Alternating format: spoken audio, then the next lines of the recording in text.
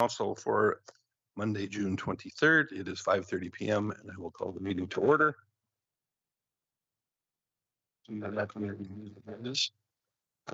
to the consent agenda. Items there.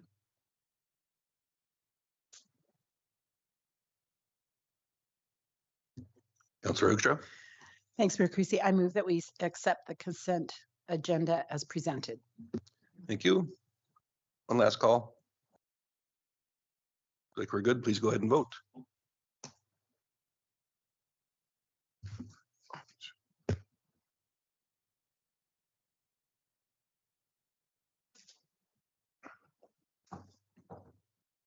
I believe that was unanimous, but it was a little quick there on the change. Yes, it is unanimously in favor. And the overall agenda, I did have one additional in-camera item to add. Councillor Connick. As do I, if I may, a land item. Thank you. Thank you. Anyone else? Councillor Connick. I would so move if we adopt the regular agenda as amended. Thank you. Councillor Gullickson, same thing? Very good. Just wanted to check. Don't see any additional lights on. Please go ahead and vote.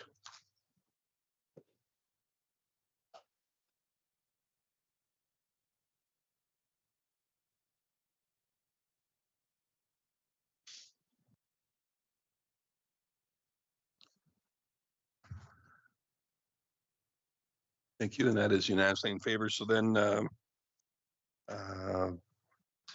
Councillor Connick's land item, it will be item 8.4, just for clarity, and mine is a more of a labor related one.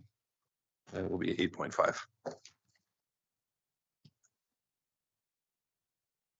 we didn't have any items removed on the consent agenda. Therefore, we will move right to our open forum. Today we have,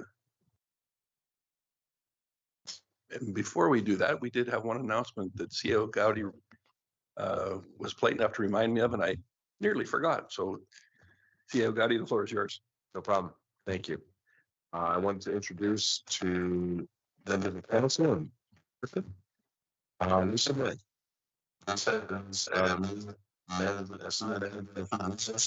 She demonstrated background resources, building and safety and experience as a VP of HR administration for a mining and heavy civil construction company, human resources officer at one of our regional municipalities, plus various HR roles dealing in trades, planes, food processing, and manufacturing.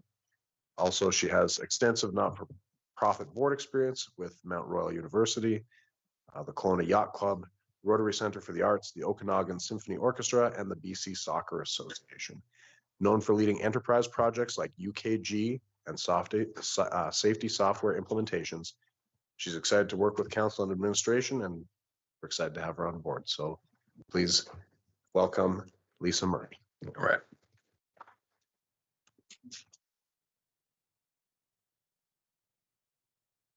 Thank you for that. Ms. King, if you'd care to make your way up to the front there. I just understand you're here to speak to us for the open forum for the Birthplace Forest.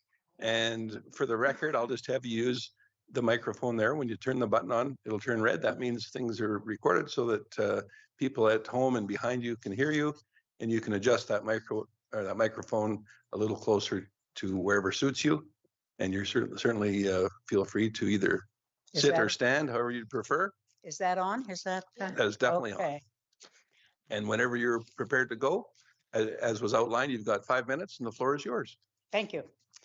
Thank you, Mr. Mayor. Thank you, Council. I have sat on that side of the table as well, so I understand where you're coming from. I want to speak to you about the birth forest because it's something that's near and dear to my heart. I have, I don't know if you have the list, but I gave a list to the office as to people who also back my thoughts. I was just wondering who authorized changing phase 2 by Bruns Pond to phase 3 in our design over there. I was promised back in 2006 from letters from the council that you would not put any trees on the west side of the sidewalk for the birth forest. With all the correspondence refers to the Duns Park piece as phase 2, not phase 3. And it has been changed. Matter. Anyway, it came up again in 2019 that we found on the side of sidewalk. And so I remember that through that. Mr. Battery even wrote a letter back saying, yes, you look back on the old records and realize that they had made a mistake and they would not come on the west side of that sidewalk. So I have that letter. I'm sure you do in your files. That was August 20th, 2019. Okay. You said in your letter, Mr. Halverson, to me, that your goal was to maintain a healthy balance. I found that word very interesting because if we lose the 3 ball fields, all that green space has gone, and there's lots of trees in the graveyard. There's lots of trees. Phase 1 is already filled in. There's trees all the way down the alley. There's trees all the way down Woodland Drive. And so I see that the score right now is about 9-1, which in my math class was never a balance. With so many forests and towns telling everybody, don't plant combustible materials close to residential areas. All these forest fires that they're having, they say, don't put in more combustible materials. I don't think that that's something that's been brought up. There are different places where you can put in phase 3. The fish pond area was the one that we had talked about and would really need it. It's a family type area, perfect place for the forest. And if you don't go ahead with the fire hall, which I gather is kind of iffy, if you don't go ahead with that, that's another place for phase 3. The other 2 diamonds, I gather we're going to lose to the cemetery because they have a cemetery and there's a huge mistake in the The other thing is the research station used to be a beautiful place for trees that's preserved and has a focus in back and I think that there might be a piece of property down back there that you could incorporate a compatibility with the research station and maybe put a phase 3 there. You've got walkways, pathways down there, your Canada Trail. Why not put a spot in there? Okay. I have sat on town council. I've also made some bad decisions. I will admit I was on the council when we picked the architect for the swimming pool and had to take the diving board out in a week. And then, of course, sadly, you have the 3 ball diamonds, which were really, really a bad decision. So please leave some green space. If you have to fill it with trees, you won't be able to get it back. You'd get a lot more flack from going in and cutting down a bunch of trees later on. So for the kids in our area that play there, often little kids with plastic golf clubs or with their parents and grandparents on a weekend, it is a place that's quite well used. We're not asking you for fancy play equipment. We're not asking you for fancy trees. Cut down the dandelions occasionally and please just leave us alone. Thank you. Appreciate that. I hope you're not leaving us just yet. You.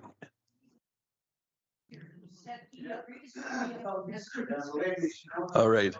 So thanks, Mr. Nichols. I'm not done speaking yet, though. Thank you. You had asked some questions and you said who authorized, and you are in the company of those individuals that did authorize it because it was council that authorized it.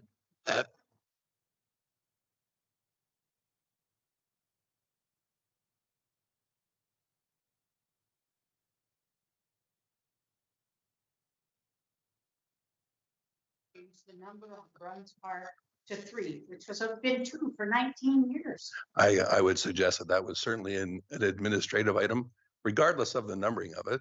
There was, I think, perhaps some oversight with some promises that were made. So I don't think we're too far down the road to perhaps salvage what has been done there. I understand that there were a couple of trees planted recently. There's one there now. One, 2 years ago, I think somebody planted a road tree who didn't want to pay for birth forest, and it got taken out.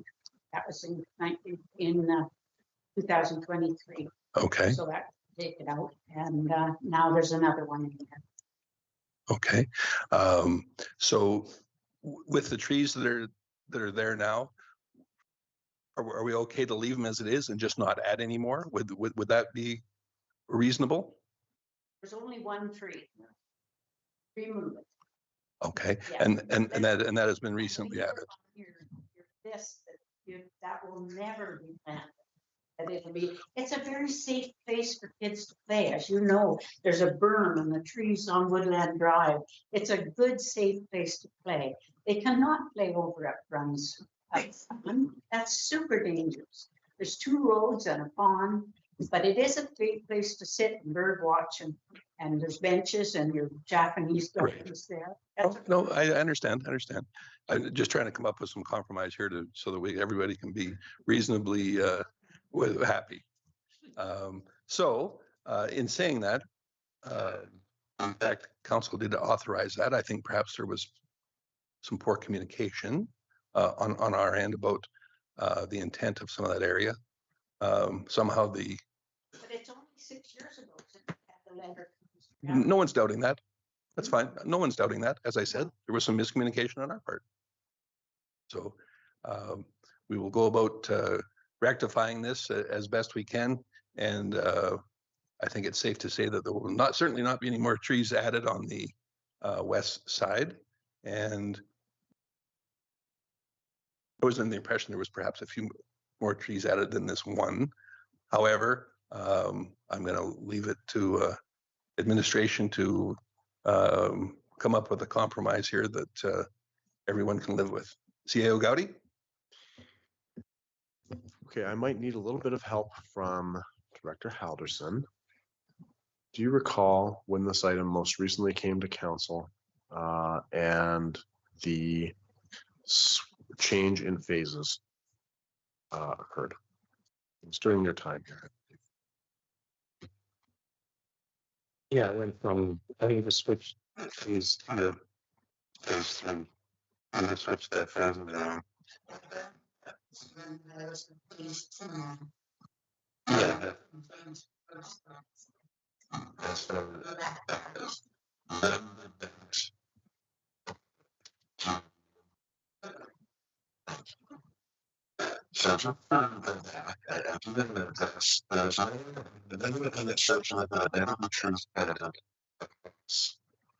That's back to there's a children phases that was proposed. But previous to that, as you had indicated, there's phase 3 and phase 2 that are this. That was phase 2 is plans, and then phase 3 was the other side.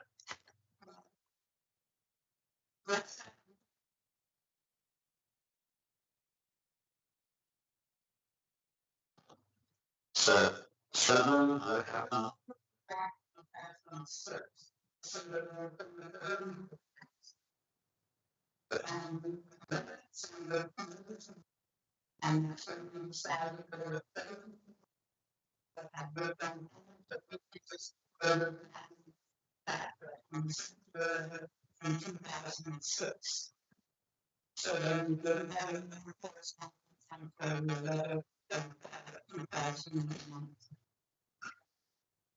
Yes, agreed. So we're happy to have wherever be the next phase. Given that council endorsed these phases, we'll need to come back with a different plan if that's council's desire. We'd certainly be happy to come back with a request for decision with some alternate phasing, including what Mrs. King has put forward here today. Thank you for that, Sia Gaudi. And in light of the miscommunication there was here, I think that that would be appropriate and let a council make a decision with all of the knowledge before them. And perhaps we can come up with an alternate plan. Well, I gave you some alternatives. I think some wonderful alternatives. Anyway, thank you very much. Thank you.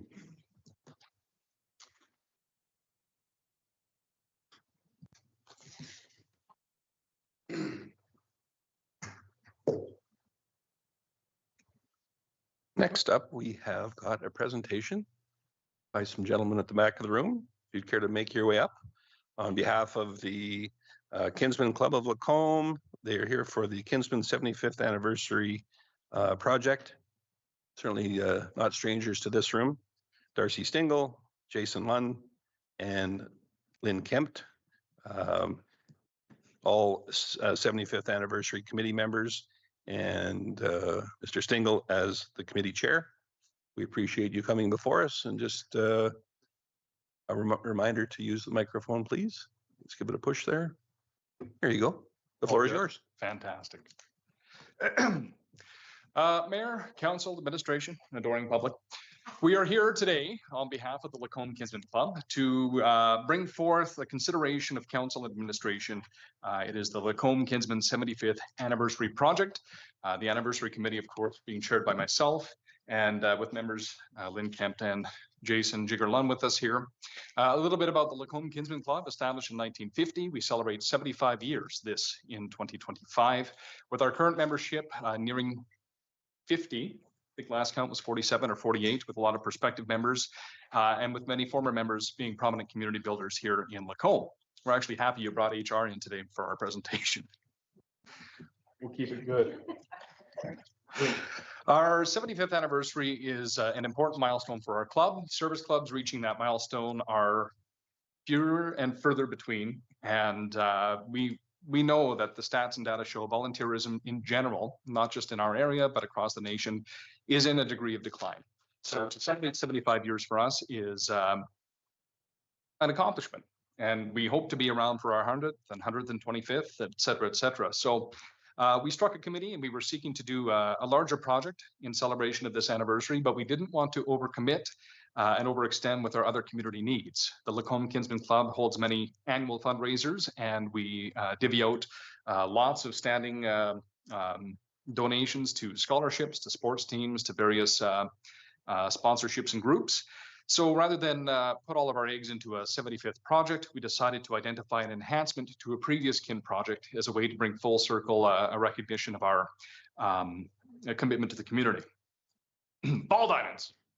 No, I just wanted to see who flinched. I'm kidding. We'll get back to that in a moment, though.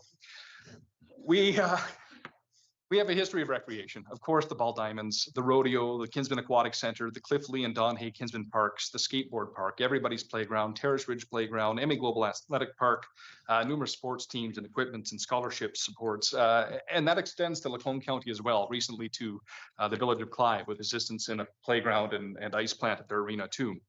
So we determined that Popo's Kinsman Park, a centralized green space in Lacombe that already bears, in partnership with the Popo family, the Kinsman name, as a kin legacy project that has greatly benefited from the new playground. If you've ever been by on 54th Avenue, it is a hopping, crazy, busy space with many community user groups, heavy community activity throughout.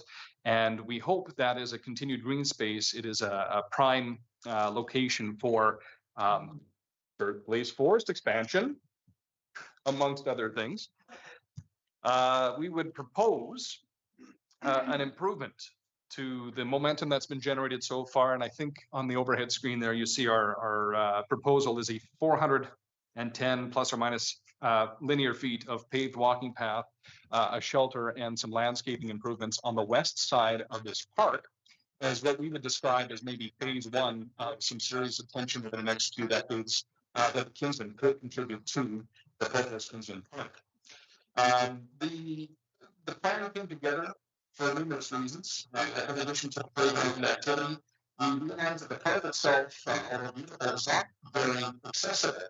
And that southwest corner there, the end of the park, there is no way to get any real conveyance up over that curve. You've got a crosswalk across from, I believe, recently R4, R5 zoning there on the south that leads to nowhere. It leads to a curb. So wheeled conveyance, wagons, walkers, wheelchairs have difficulty navigating to the park. Once they're in the park, it is a beautifully grassed area, but all that grass makes it difficult to traverse with, again, walkers, wagons, bicycles, etc. So in consultation with the Team Jigger Foundation and ways to improve interconnectivity of the green space, we decided to propose the funding and installation of a 6-foot wide concrete sidewalk that would begin in the southwest of the playground area and extend to the northwest. And the reason for this focus is we didn't want to immediately disrupt the soccer pitches to the east of the playground area. We also wanted to focus our attention tightly on one space to see how it's received and how our collaboration with the city can work. And from there, we decided that it would be quite simple to continue expanding that walking path around the park. The user groups are varied right now, but could be so much more.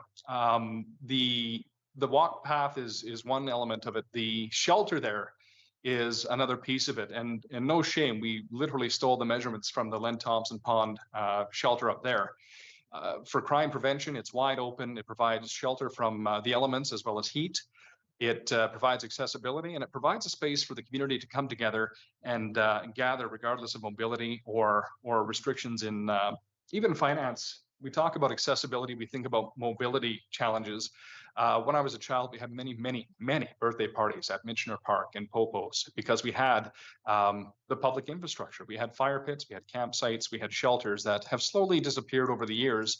But when a family in need is able to send out a birthday party invite to say, meet us at Popos Park, we're at the shelter, we've got balloons, there's a playground, and we're bringing the barbecue for some hot dogs. We think that would be a spectacular thing.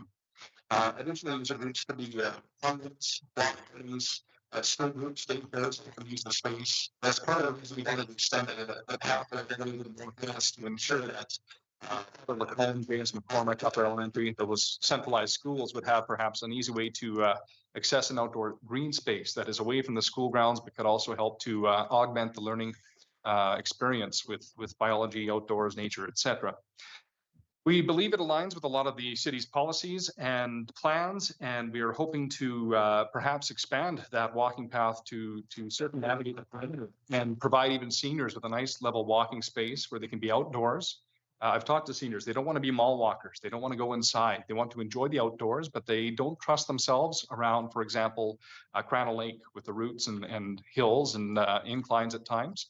So if they were given a nice flat area in which they could be outdoors and do a loop or two and enjoy themselves, we think that would be a benefit as well. There we are. We did budget out this particular project, and it was budgeted before Trump's tariffs were on, then off, then on, then off, then maybe not, and now Iran. So we're just going with these numbers for now, and we will pivot as required. But we did take a look at what a 6-foot wide pathway, concrete form would cost through DNM. Again, we utilize lots of members and their connections to business and community to build the best price possible. So we got $750 a square foot on a pathway. So to do the approximate 410 feet of 6-foot wide pathway, we're looking at a budget of 18.5-ish. The shelter pad, 28 by 16, again, $750 a square foot, just under 3,400. The shelter itself to be steel constructed, powder coated, fabricated, installed. I've bullied my brother to donate the fabrication and install. So on that as well. We still have yet to configure the shelter roof. We did provide some potential budget for landscaping pods and trees, both of which we would want city approval for and input to ensure that the species and vegetation planted was low maintenance and easy to look after and didn't perhaps die off immediately. We did put in a line item for a Kinsman 75 bronze plaque, something that we would probably inlay into the shelter pad, just as an indication of the Kinsman 75th anniversary. Nothing too gaudy or crazy. We wouldn't want major signage. We've already got our name on the park. This would be just a nice little nod to our existing membership, previous membership, and potential future membership as a nice little plaque that we could all take a look at and enjoy. We did budget for some administrative marketing, and there's some contingency plans in there as well. We did measure out four kind of main set, before there was no infill in the playground and the swing set that has since been filled in, but again, we're not about to change our idea just yet. So what we've done is we've measured out 1 to 2, 2 to 3, 3 to 4, and 4 to 5 with the associated lengths of path there. And that's how we came up with our 410 feet. We might have to come out another 15 either way. So another 30 or 40 feet isn't going to derail our concept. We had our scenarios costed out, and the baseline 6-foot path to go from the entry to the shelter. This would be our minimum goal.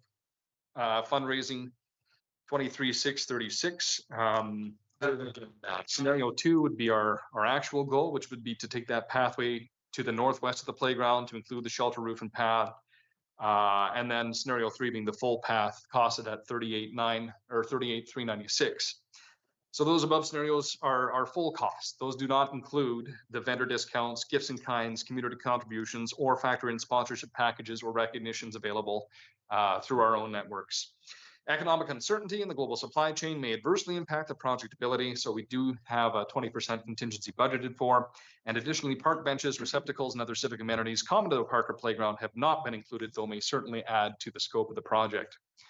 Our anticipated funding sources, we're happy to report that at our wrap-up meeting, the club voted unanimously to approve $25,000 from our club coffers towards this funding.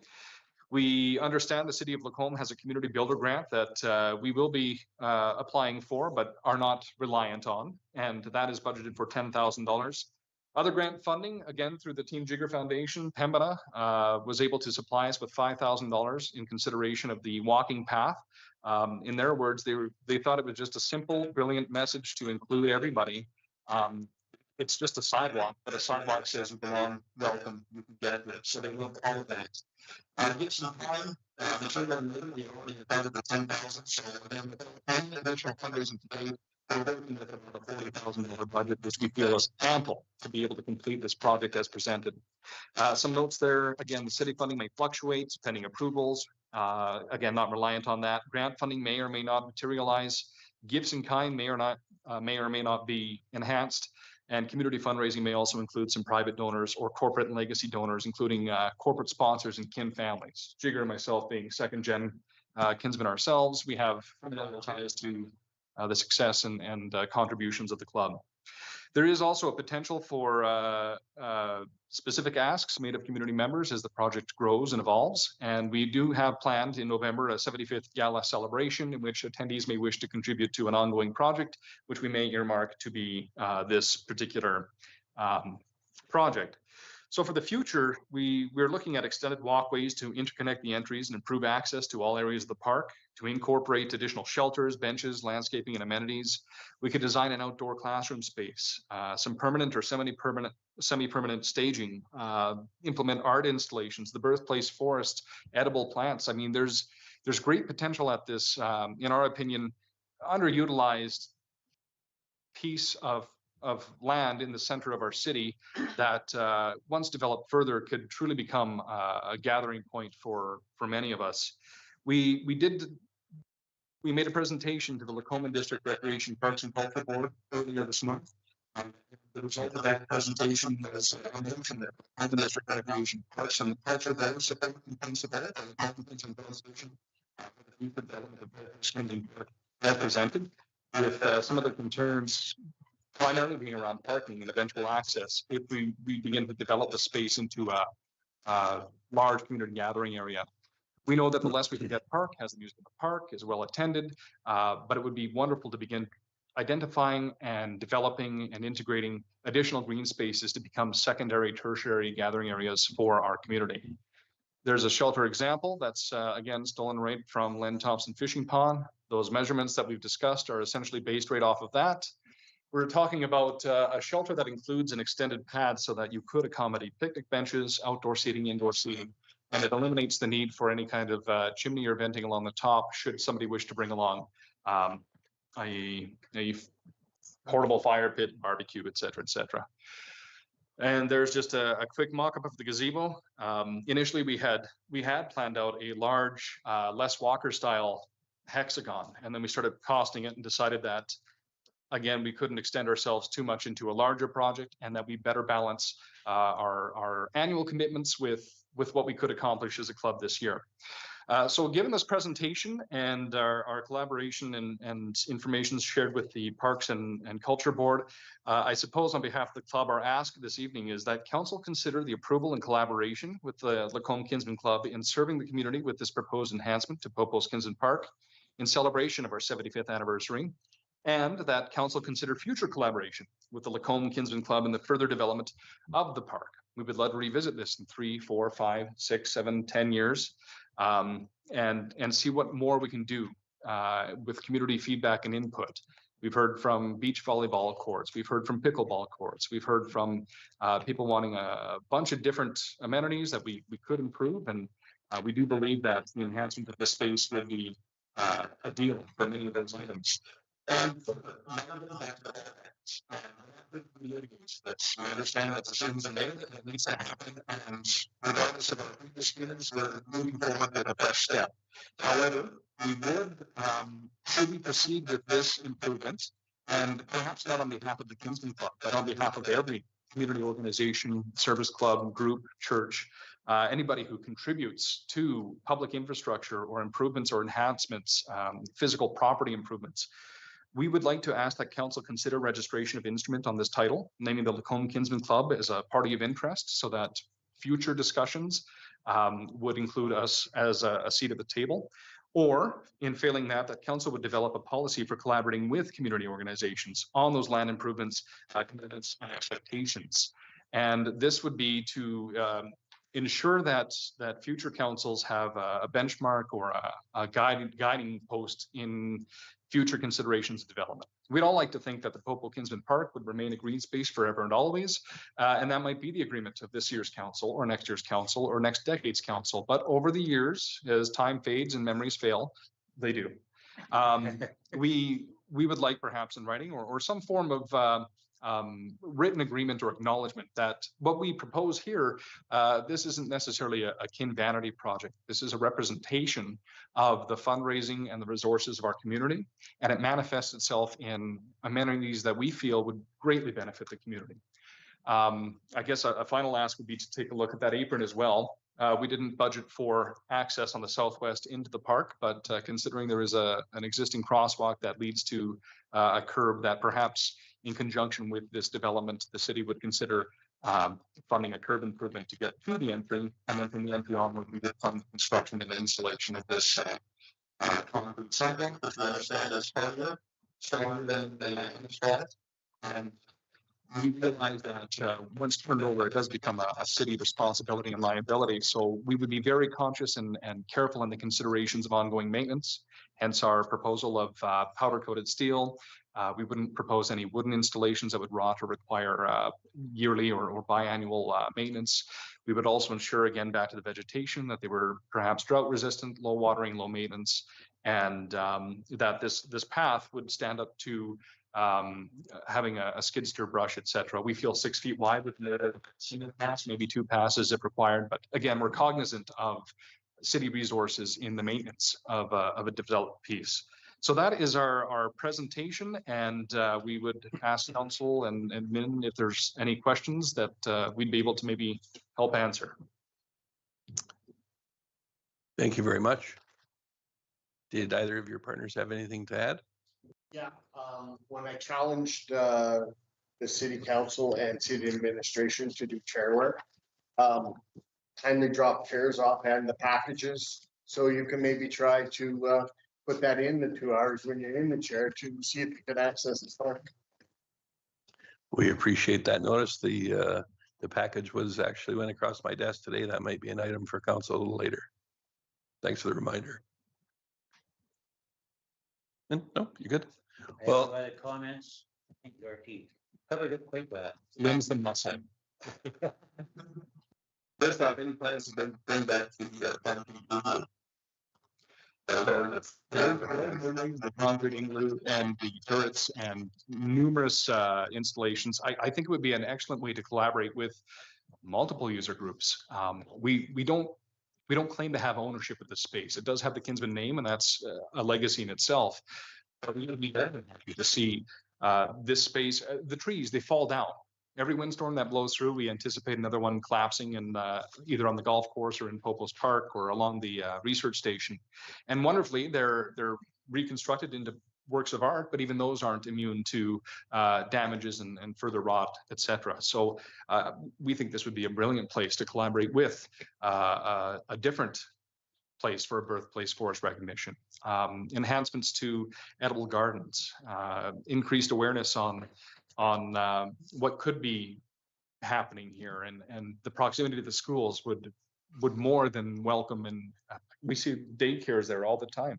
Lots of little rugrats running up and down. And again, the park is beautiful. It was well executed, and we think that it could be taken just to the next step and the next step. And it is our hope that we can take a look at the ball diamonds as a rearview mirror item and work with the city progressively and collaboratively into the future to start building and improving on the King legacy. And If this friend of us and other things consider developing shelter in the other year and beginning to have those pop up at other green spaces and parks, and to get our community back to gathering and back to utilizing these spaces as we hope they are intended. And I believe as a Kinsman member in our 75th anniversary, if that was the legacy that each and every one of our members left behind, we would be very proud of that. Not to make light of your presentation, I'm going to take that as a no on the igloo. I really admire the passion for this project, and thank you for presenting. Rarely do we get offers like this that have been that incorporate many different things, and you obviously put a lot of effort into it. So greatly appreciated. I don't know that it's necessarily a decision that council is prepared to make this evening. Nor do we But- expect one. We Thank just wanted to make sure that this was on council's radar. We will be applying for the community grant as well. Coming up, I believe August is the deadline for the application. And we wanted to ensure that should the council decide that this is a worthwhile pursuit, no, when council decides this is a worthwhile pursuit, we would be happy to collaborate with administration and the associated departments on what we would require to ante up our components. We realize that it is a busy space. Our hope would be to have at least the pathway completed this year and in September. And if the shelter doesn't materialize just yet, it could be prepped for installation later. We do feel that there's a strong case for the improvement of accessibility here. And we anticipate a very positive public reception to what we could eventually label phase one as we move forward with additional amenities. And again, we don't plan to have ownership of the park, but we do have an interest in legacy, continued contribution and growth and enjoyment of amenities of the home. And we will be happy to collaborate with if it is not acceptable, having the family or steer or assist with other user groups. When it comes to installation, we have, again, close to 50 members. We have plenty of hands. We are able to assist in the temporary closures of entries and entrances. We can provide night watchmen. Is HR listening? Night watchmen to ensure that no concrete is being disturbed or messed with. We have resources to assist in ensuring that this is a quality project that's delivered, again, to the benefit of Lacombe and hopefully for the enjoyment of generations to come. And again, we would hope that council take special attention to our request to be either included on title. We know that might be a big swing to take, but if not an inclusion on title as a instrument or an interested party, then we would be happy to collaborate and work with council on perhaps developing a policy on when user groups come forward, not just user groups, service groups, organizations, church groups. We understand the Woodland Sanctuary was planted recently, and we're curious to see what guarantees, lettered or otherwise, or what agreements or commitments or understandings were established. Again, we all think it's a great project now. 30 years from now, do we need a ball diamond there? We wipe out all the trees to put up a ball diamond. There's considerations, but something that I believe our club, they sent the nicest talkers to you. Our club was quite adamant that we at least put that forth to ensure that our experience with a ball diamond was not pleasant for our club. But again, we're not here to relitigate that or otherwise point fingers or stomp feet or be upset about it. It was a considerable community investment at the time. well enjoyed and well used, and we look forward to the enhancements and replacements that are planned. But neither here nor there, Lacombe grows and moves forward with or without us, and we hope that this is an opportunity to reignite a positive collaborative relationship with our municipality and put the Kinsmen back on the radar as a preferred partner and funding agent for future community amenities. See you, Daddy. So just wanted to let you know that we have been back at RFP. So we have an agreement, private plan that look for on this. Certainly, it's an exciting presentation, and we'd be happy to bring you some options for details. Wonderful. And would there be an expectation for a motion in that regard? Thank you. Councillor Hibbs. Thank you, Mayor Creasy. Definitely want to echo, I'm sure, what everybody's thinking here. A huge thanks to the Kinsmen. It's been obviously many decades where you've been community builders, and I know that we certainly appreciate that, and as has the community over the years. So it is very exciting to be able to have this opportunity to celebrate with you, and I really am excited about this project. When it comes specifically, it's probably more to administration, but when it comes to the city portion of the funding that's referenced in the presentation, with the dollar value, what does that look like? Is that actually something that would come to council, considering that it's a relatively small dollar value? Just because we're here asking about, like, where's our participation in that? So I can actually answer that. I know Matthew is ready to jump on it. The reason they ask is small was to avoid having to come to council. We understood that funding amount would be is capable of being approved at the Parks and Recreational Board before having to exceed. We didn't go as petty as to put in $9,999, but the reason that number is lower is because we didn't want to be greedy with those available funds. We are a club of means and membership and fundraising abilities, and if funds are to be doled out, our preference would be to ensure that those who have limited means of fundraising opportunity to be prioritized. As indicated initially, we firmly believe we have enough funding and gifts in kind to actualize this initial project. And should the spend the scope, we decide that perhaps we do need an extra $3,000, $4,000, $5,000 to accommodate landscaping ponds or a concrete igloo, then perhaps we'll come back to council and do up that ask. But we wanted to ensure that our initial presentation was made in earnest and with the intention of getting something done. And in doing so, we didn't want to entangle our timeline with representing. absolutely. We're go-getters. We want to make sure that this can be done and done swiftly. Sure. And the only reason I was asking that is, and probably already answered by CAO Gowdy, largely is just, we're talking about these other asks, and it would be natural that it would come at the same time. But of course, the dollar value is too low so that it wouldn't come at the same time because we wouldn't see it, I guess, is my portion of that. Additionally, you asked for things that would be out of scope of this that would come now out of budget, would be things like the curb cutouts and things like that.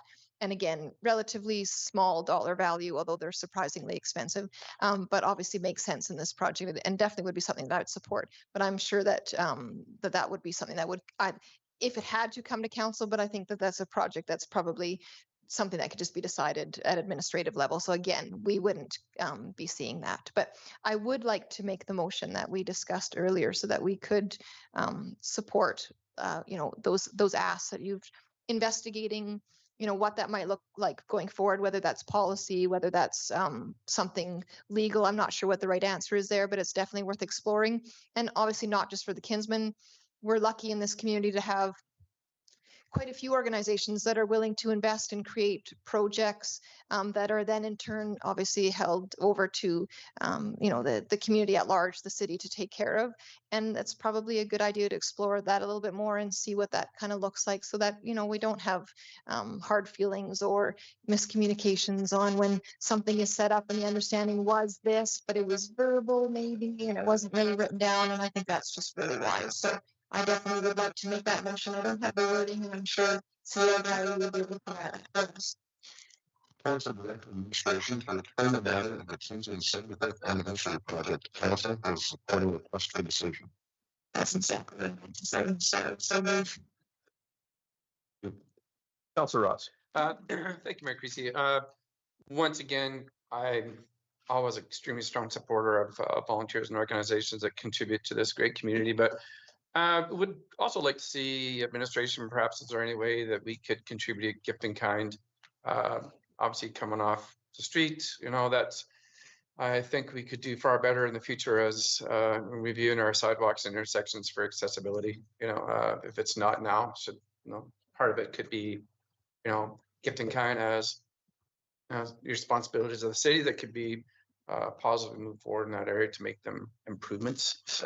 And I think that would be great to be a further supporter, even though, yes, I'm on the rec board, we keep it to the 9,999.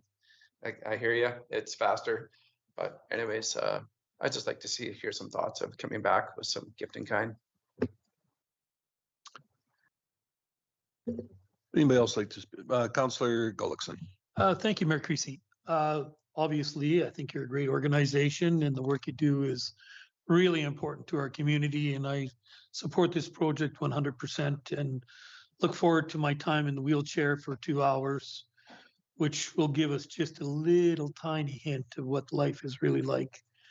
And I think that's a great idea for us to spend a minute or two in your shoes. I appreciate that a lot and look forward to seeing this come in the future. And I think it's a great idea. And that park is used a lot by soccer players. There's games start up there that are not organized. They just happen. And I think it's a great facility and I look forward to the improvements. And it could be, maybe it'll be phase 4 for the Birthplace Forest.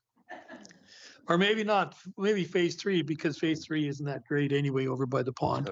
The soil isn't great there. So look forward to the changes and I think it'll be great. Very good. I would ask our legislative coordinator to read the motion back to us, just so everybody knows exactly what they're voting on. All right, the motion that we have right now is that council request administration return the matter of the Kinsman 75th anniversary project to council with a supporting request for decision. You.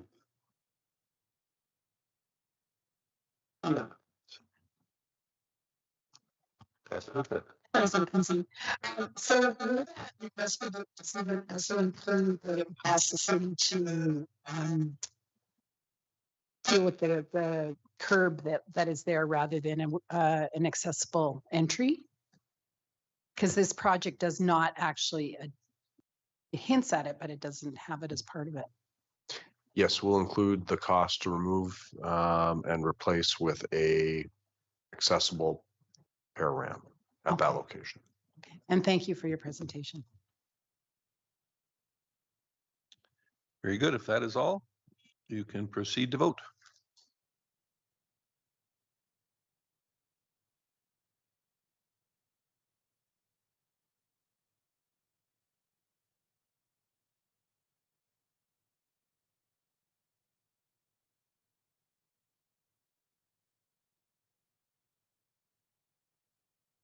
And that is unanimously supported. Appreciate it, gentlemen. Thank you. Thank you for your time. Thank you. Appreciate it.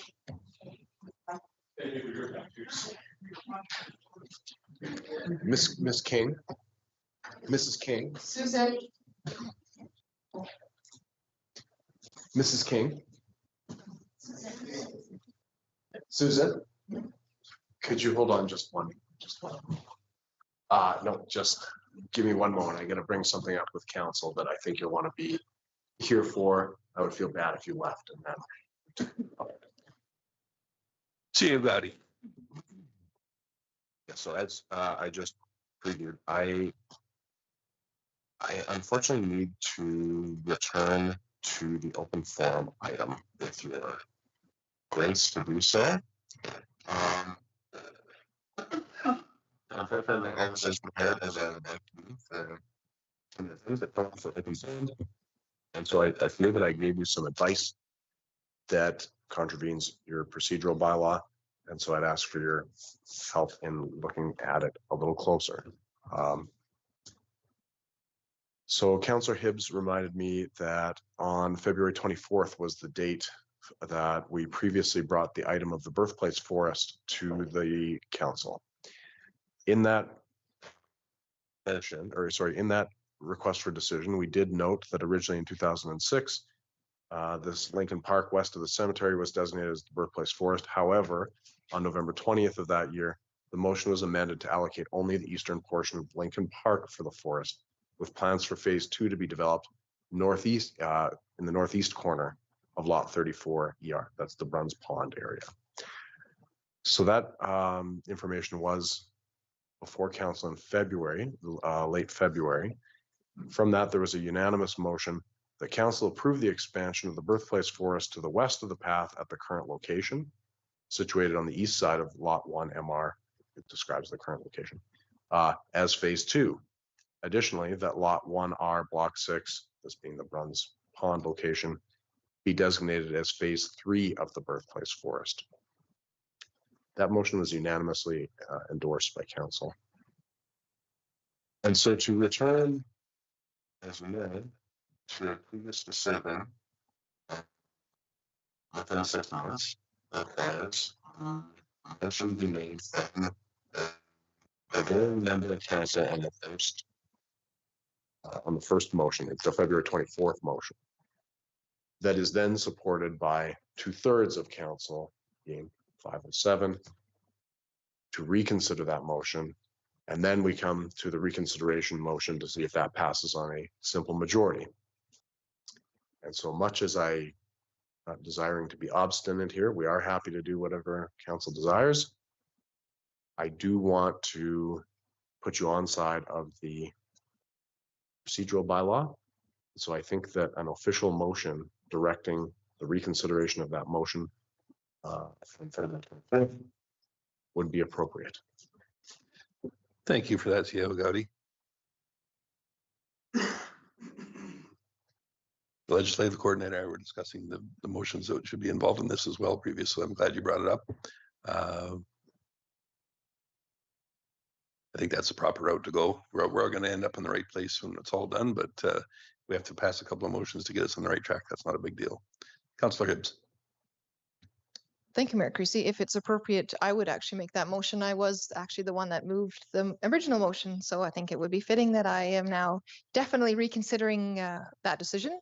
So I would so move that we would reconsider that motion from the 24th of February.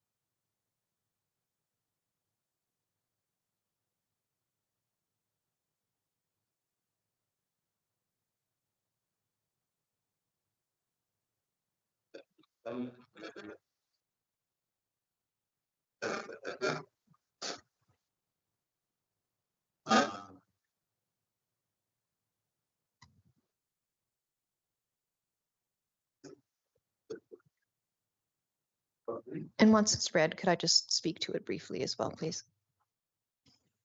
That council reconsider the February 24th motion, that council approve the expansion of the birthplace forest to the west of the path at the current location situated on the east side of lot 1 MR block 5 plan 922-2219 as phase 2. Additionally, that lot 1R block 6 plan 922-2219 located northeast of Bruns Pond be designated as phase 3 of the birthplace forest. Thank you. Yeah, so thank you, Mayor Creasy. So just to clarify, this is obviously something we don't typically do, and just for everybody to sort of follow along with what we're doing here, because we passed a motion and now we're thinking that maybe we may have made an error, may not have, to properly reconsider that, you have to pass this special motion. So that is what I have made tonight. That isn't necessarily undoing the decision from that February meeting. It is just allowing us the opportunity to do that. So just so that everybody's on the same page, I just want to make sure that my motion is very clear to the rest of council as well. If they wish to see us reconsider that, they have to vote in favor of this this motion. So thank you.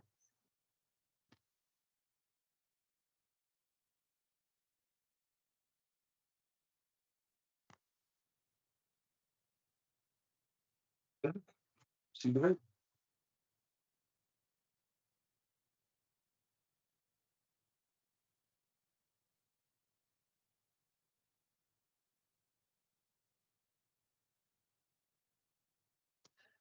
That is, motion is 61, I believe. Councilor Dallas, voting, no.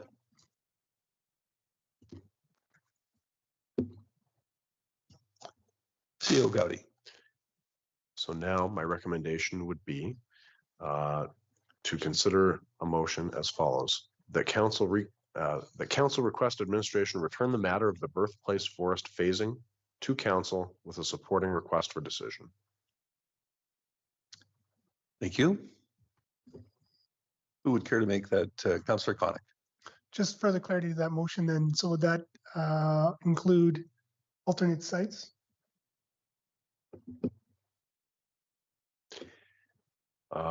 We would probably initially present all of the previous or current phases and the history. And certainly one of the options would be to look at other sites. We probably are not going to return with a list of other sites initially. Unless I suppose we receive that direction from council, of course. No, that seems reasonable in relatively short order. Councillor Hibbs. You've given up? Councillor Connick. No, I'm prepared to make that motion. Okay.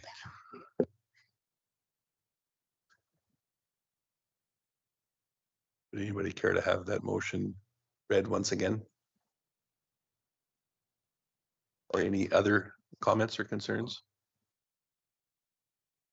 Councillor Gullickson.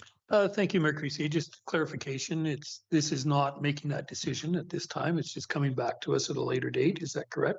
That is correct. So that's all I need to know. Thank you. You bet. Councillor Ross. Thank you, Mayor Creasy. I strongly support the motion. I just think in the future we should have more guidelines to the uses of municipal reserves. I think this is a significant size that potentially it could have been a, with the Lacombe Foundation, been a seniors housing or something that would have been cut down the cost to the monthly cost or something. I think we need further direction in the future of uses of municipal reserves.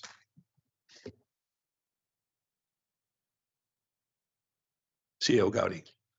There are limited uses for municipal reserves as allowed by the Municipal Government Act, being open space, green space, a buffer between other land uses, and there are streamlined paths to using it for affordable housing, I believe. Is that correct?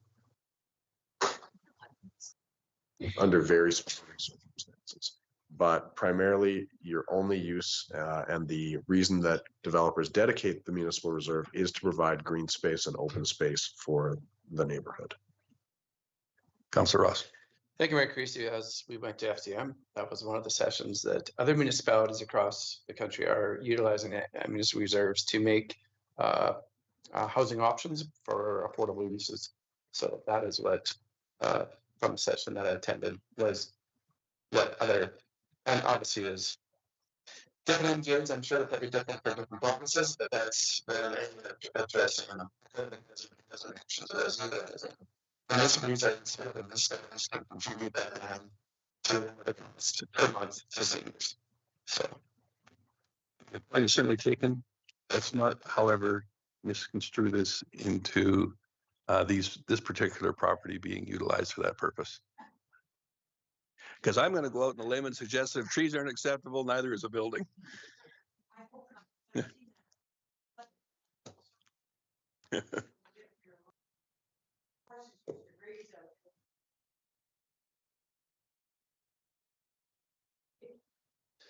All right, with respect to the motion, I need it reread. Please proceed to vote.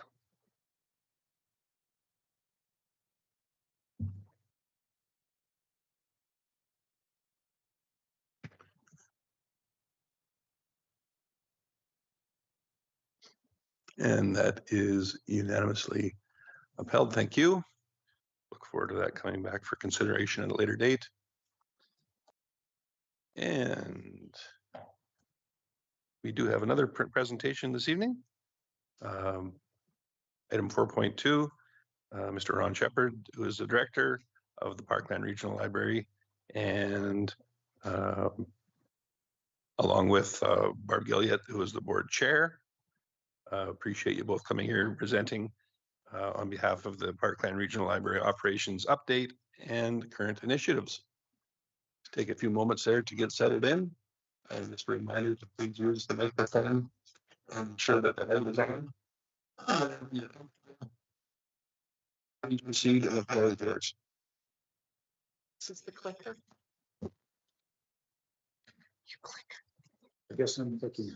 Okay, good evening. I think I've met most of you. So. You're clicking. What is Parkland Regional Library System? Parkland is one of 7 regional library systems in Alberta. It's the middle one. It reaches almost from border to border in the middle. It operates as a municipal cooperative, not-for-profit service organization. It's board run. It provides a service, not a product. It ensures that even the smallest libraries have access to advice and assistance along with the cost effectiveness made possible by working with a larger unit. Some quick facts. Parkland is the oldest of the 7 systems. It's formed in 1959. We had our 65th anniversary last year. There's 63 member municipalities and 6 First Nation reserves. So it's a very small board. We service a population of over 237,000. We have 49 public service points and 45 participating library boards. We can employ up to 22 full-time employees, and we have 5 part-time drivers. So in 2024, we had over 664,000 items in our system catalog. 925,000 items were sent up for delivery in bans. 1.3 million plus items were checked out through the system. 1.2 million sessions at the libraries occurred. And there was 332,000 website and online visits. Also in 2024, Parkland did over 1,500 consultation sessions with the professional librarians. There was 44,000 plus items added to our system catalog. We had 170 plus people attend our free conference, which we are doing again. It's held here in the Memorial Center. There's 1.3 million items checked out through the system. 156,000 digital items circulated, and 58,000 e-library sessions, which is the way things are going. So, oops.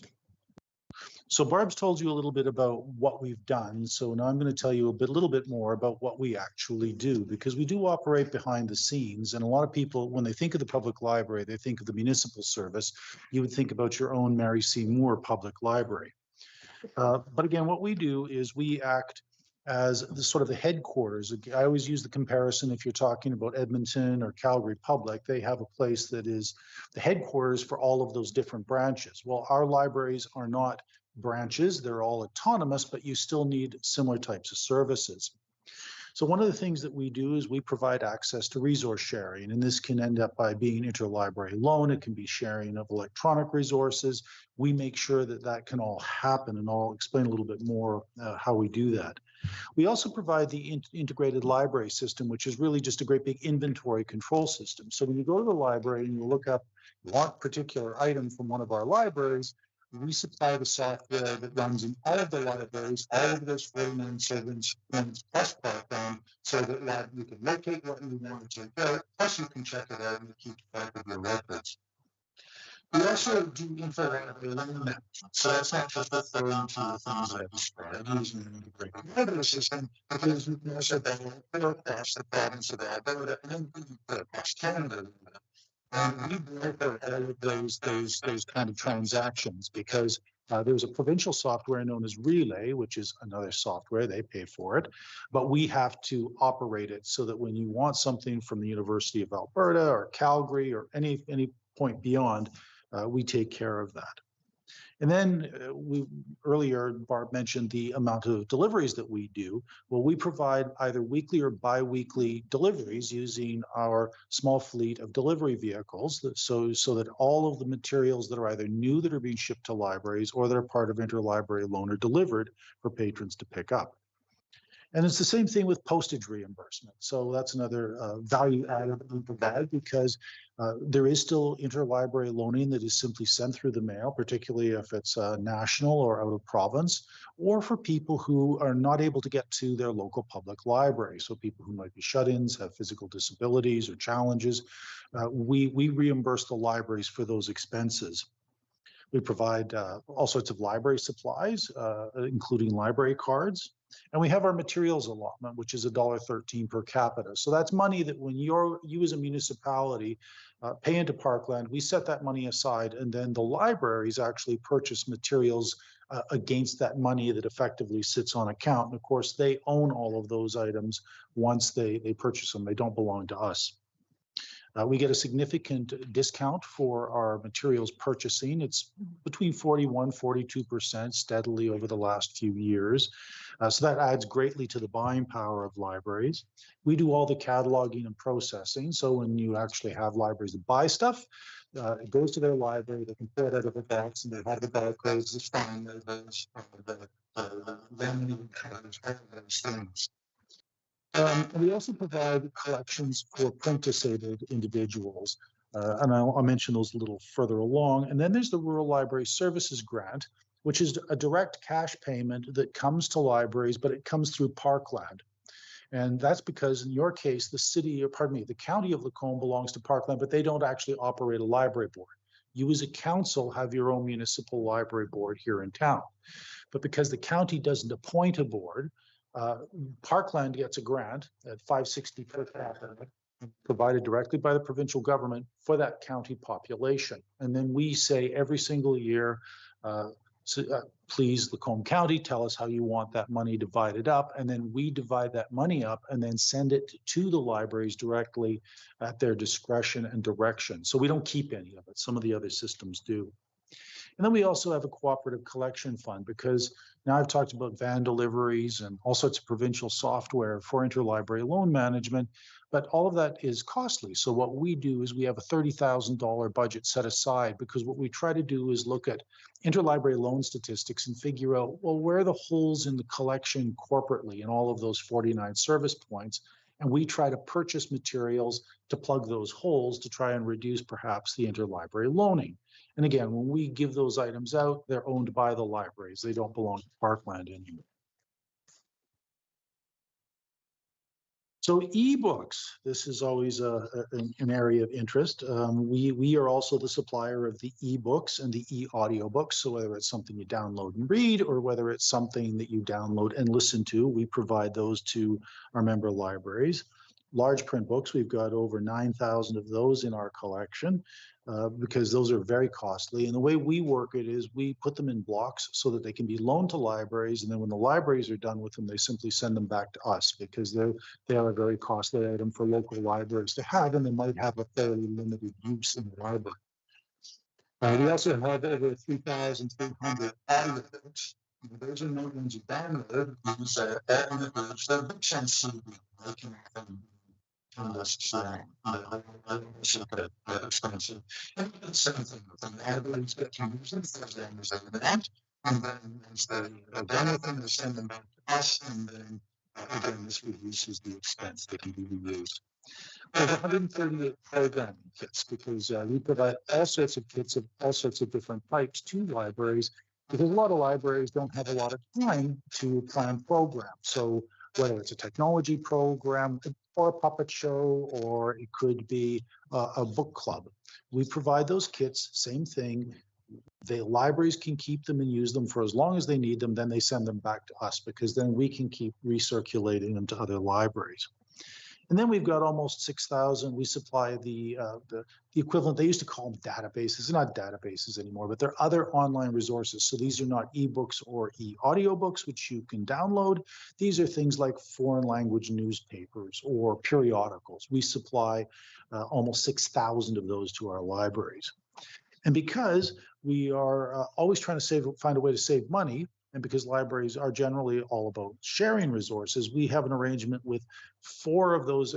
Barb showed you a picture earlier of the 7 library systems. We have a relationship with 4 of the other ones where we all share our electronic resources. So because you belong to Parkland, you're not just getting the e-content, those 10,000 e-books or 6,500 e-audiobooks, you're actually able to access the e-content of 4 other library systems. And just anecdotally, circulation, it's interesting, and because e-content is exceptionally expensive, far more so than print, but it constitutes about 12% of our circulation, just under. Now, one of the things that only Parkland does of the 7 library systems is we put aside money. So again, when you pay into us, we are the only system still that purchases the computers for the libraries. Because we put that into our budget, so we purchase the computers, the wireless equipment. We also, does the town here have the SuperNet? Do you have the SuperNet? Okay, so you have the SuperNet. All public libraries in Parkland also have the SuperNet. We manage that, and we provide, because every so often you need to update the SuperNet customer edge device. That's built into our budget as well. We are managing a network with our 3 IT staff of almost 600 computers. We manage the websites. We provide a template for 44 of our member libraries. We host the email. We provide all of the software licensing. And we provide this sale for those individual networks. And we pay for the internet for the libraries. And then also, because you belong to Parkland, that's why the provincial government actually pays for the SuperNet for the libraries, which is very important in many locations because it's the only reliable high-speed internet that many public libraries in Parkland have.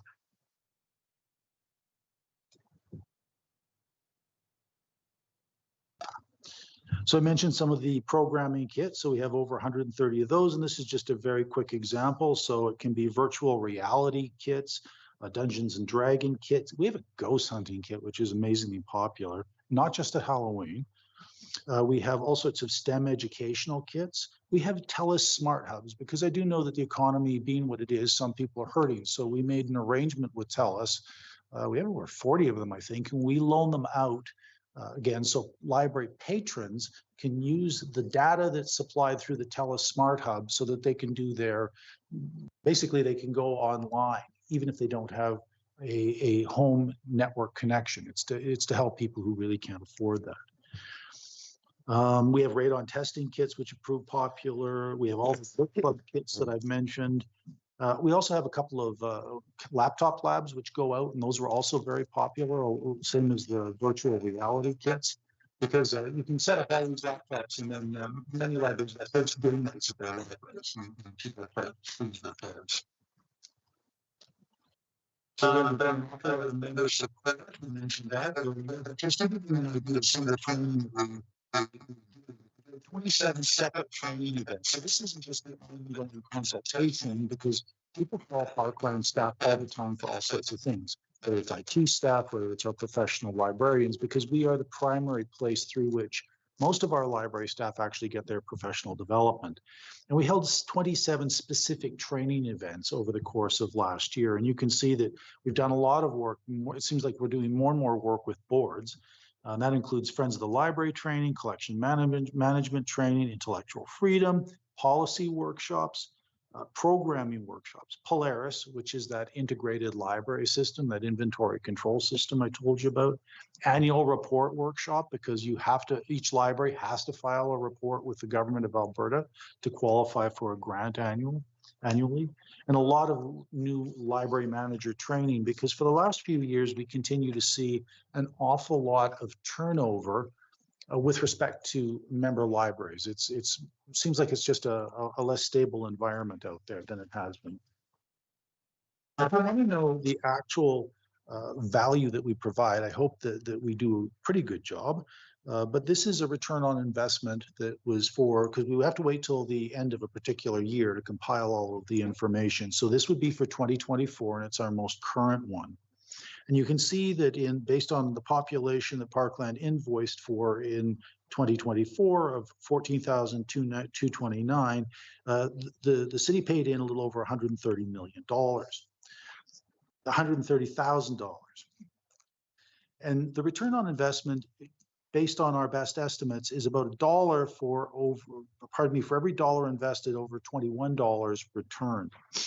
And so right there, we're trying to be non-ambiguous. We're showing you that the materials allotment that you get, so that's that $1.13 per capita, was at over $16,000. The Rural Library Services grant, because you belong to Parkland, that the county allocated, was over $17,000.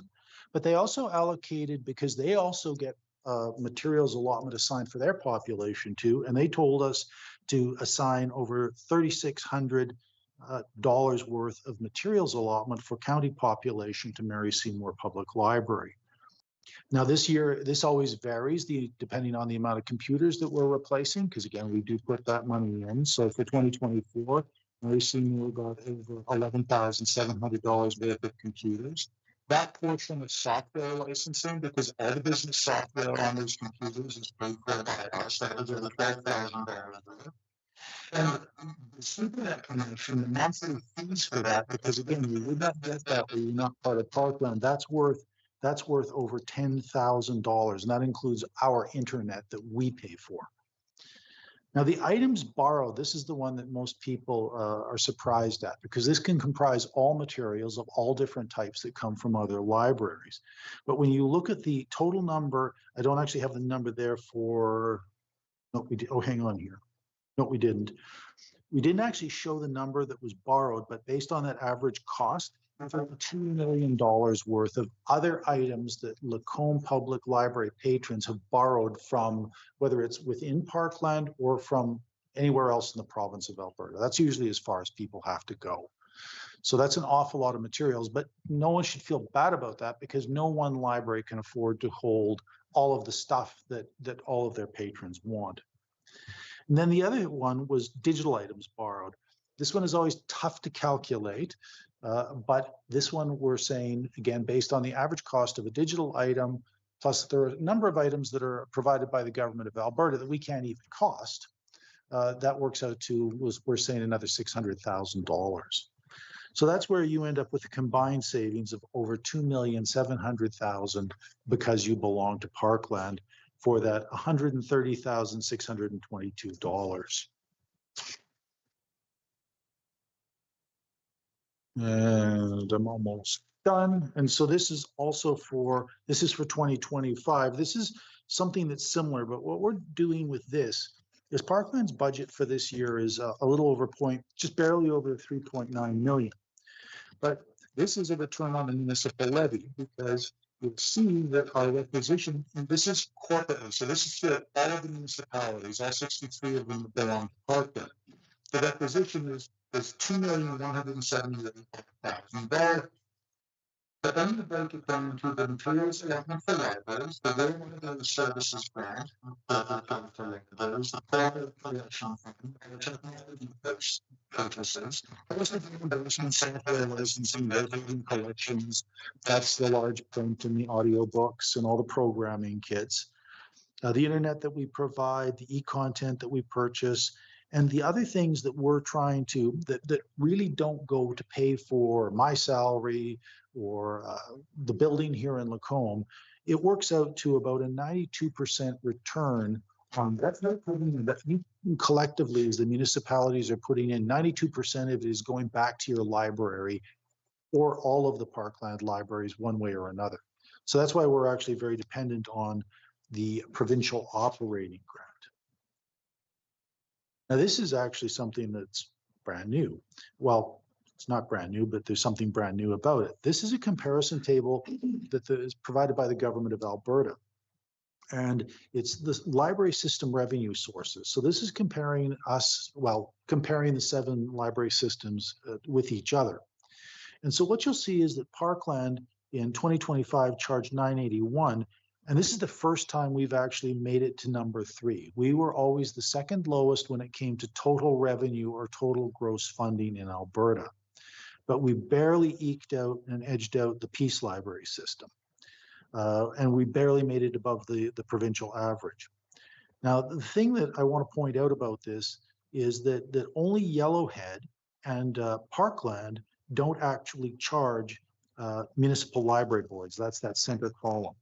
So our requisition to the municipality is a little higher, but we don't charge libraries, we don't charge library boards. And you'll also notice we don't charge a differential fees to those municipalities that don't have a library board and use the county of their own as an example. And that's go back a long time on history. So I also think that what we're doing, they're not horrifically expensive, because when you look at the cost of the other systems, some of them have significantly more income. So just a couple of other updates and we will conclude. So again, for Parkland, our 2025 dependence on provincial operating grants is about 42.4% of our income. So again, we're heavily dependent on our provincial operating grants. And this is something that's just for you all to keep in mind, that we do something called a budget summary report. And we're the only system that's doing it, where we're actually using budgeted numbers and trying to gather information from the other member libraries to find out how much public library service as a whole costs. And throughout all of the region altogether, it's a little over $11 million. But one of the things that we found that was quite startling is that about 35% of the libraries in the system are deficit budgeting in order to achieve some sort of, well, that's just it. They're just deficit budgeting in order to provide their services, which means they really don't have sufficient funding. And we've actually found that some of those numbers are quite higher, because what's happening is a lot of libraries will simply say, well, whatever we don't have for income, we'll just throw it under fundraising, and that's good enough. So if we need $10,000 extra dollars for fundraising to get a balanced budget, that's what we'll do. Which is why Parkland is heavily involved right now in provincial advocacy, and we've been selected and been working very closely with Calgary Public Library, their board, and their municipal council, because we have a very vocal and recognized individual on our advocacy committee named Gord Lawler from the town of Stettler. And so we are going to be presenting with Calgary a resolution at Alberta municipalities this fall after the election, to see if we can change the way in which provincial operating grants for libraries are going to be provided. And this also includes a need of increase in funding. So I'm just going to flip this over here, and this is the resolution. That municipalities, therefore it be resolved that the Alberta municipalities advocate for the government of Alberta to update the per capita rate to $6.94 per person. So that's a per capita operating grant, an increase of $134 per person to reflect inflationary increases, and commit to indexing the population-based grant using the rate of inflation. That was our big contribution, and the most recent population statistics of the Alberta Municipal Affairs Population Estimate List. Because it's not enough just to get the most current population figures, because what happens in that situation is, I'm sure you're all aware, anybody who's from, might be a city, but we're all still sort of rural Alberta, that the big population growth centers like Edmonton, Calgary, to a lesser degree, Red Deer, Lethbridge, all of that money then ends up by going into those municipalities if it's all just based on population.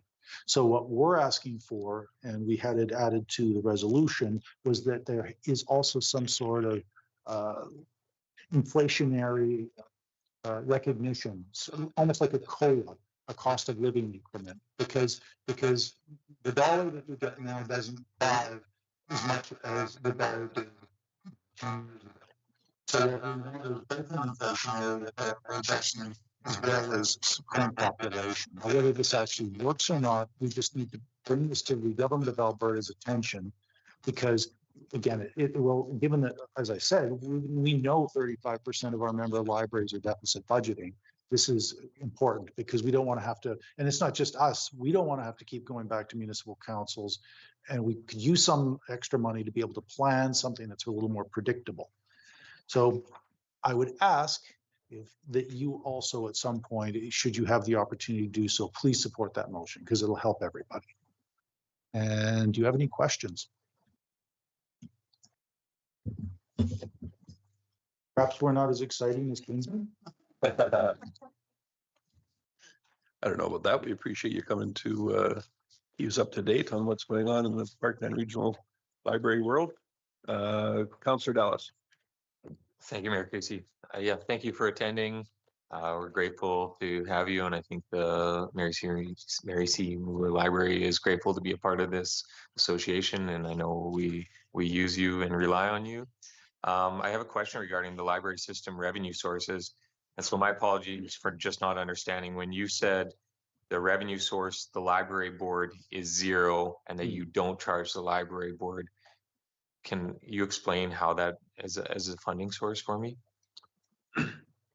Oh, presentation's gone. Have you got the presentation in front of you? Yes, I do. Yeah. Okay. So that's okay. Yeah, okay, that's perfect. So if you look at that center column, it says library board. Yeah. Parkland and Yellowhead, Parkland was the oldest, Yellowhead was the second oldest, and just they were set up under a different structures, but then they all ended up, because of some stuff that happened many years ago, operating under the current model.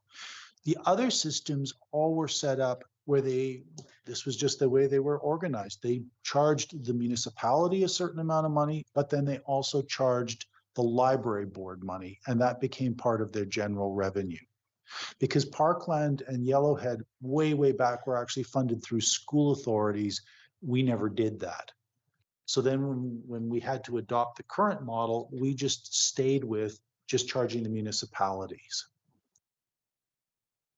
I mean, it's historical, and every time, a few times over the years, I've asked that board, go back and say, if we need revenue, who wants to set that in my bills that expensive, never do that, because what happened is the library didn't have to ask council for more money, that came to us. Thank you for that. Secondary? Okay.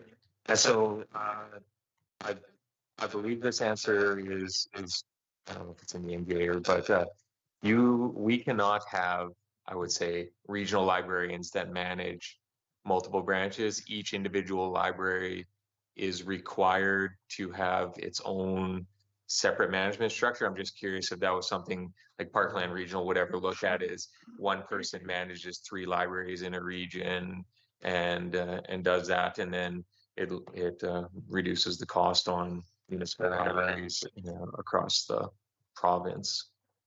If I'm understanding your question correctly, so Parkland again does not. We have some very weak legislation. So we've got 3 service points, but the province is toying with the idea of dispensing that. So Parkland doesn't really run libraries. The way the Libraries Act is structured is that each municipality, public library service is a municipal service. Council has to pass a bylaw, then it had to, for a library service, then it has to appoint a board, then it has to fund the board. Now that I've said that, we can't do that work really, but you can form what are known as intermunicipal library boards. And I want to say that they just changed the legislation to allow up to 5 municipalities. Don't quote me on that. If you want more detail, I can provide it at a later date. I can confirm that. So what would happen is this council, for example, would have to enter an agreement with one other or up to 4 other municipalities in the area, then that group would collectively appoint a single board. Then that single board becomes responsible for all of the operations of, say, up to those 5 libraries. So they would all still have to belong to Parkland if you wanted our services, because you don't need to belong to Parkland even now. Right. But you could have one board that all the municipalities would collectively from, and that they would run that number of service points. Okay, that's great. Thank you. Any other questions? Getting let off pretty easy tonight. Thank you both for presenting. We appreciate it. Well, we weren't really asking for anything. Thank you for having us. Sure. So it is 7 p.m. Let's take a 5-minute recess and we'll reconvene at 7:05.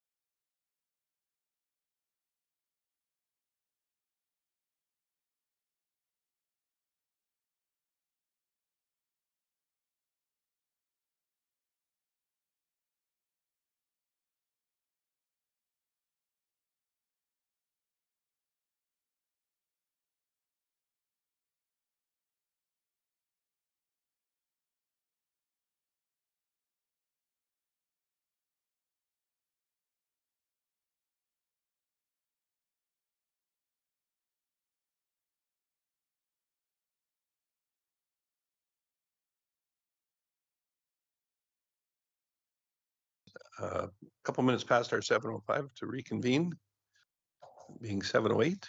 And I believe that we are down to requests for decision. Before us is Coordinator of Communications, Mr. Vaughn, and apparently you have the Community Connector Platform Project for us. The floor is yours. We do indeed. Good evening, Mayor and Council.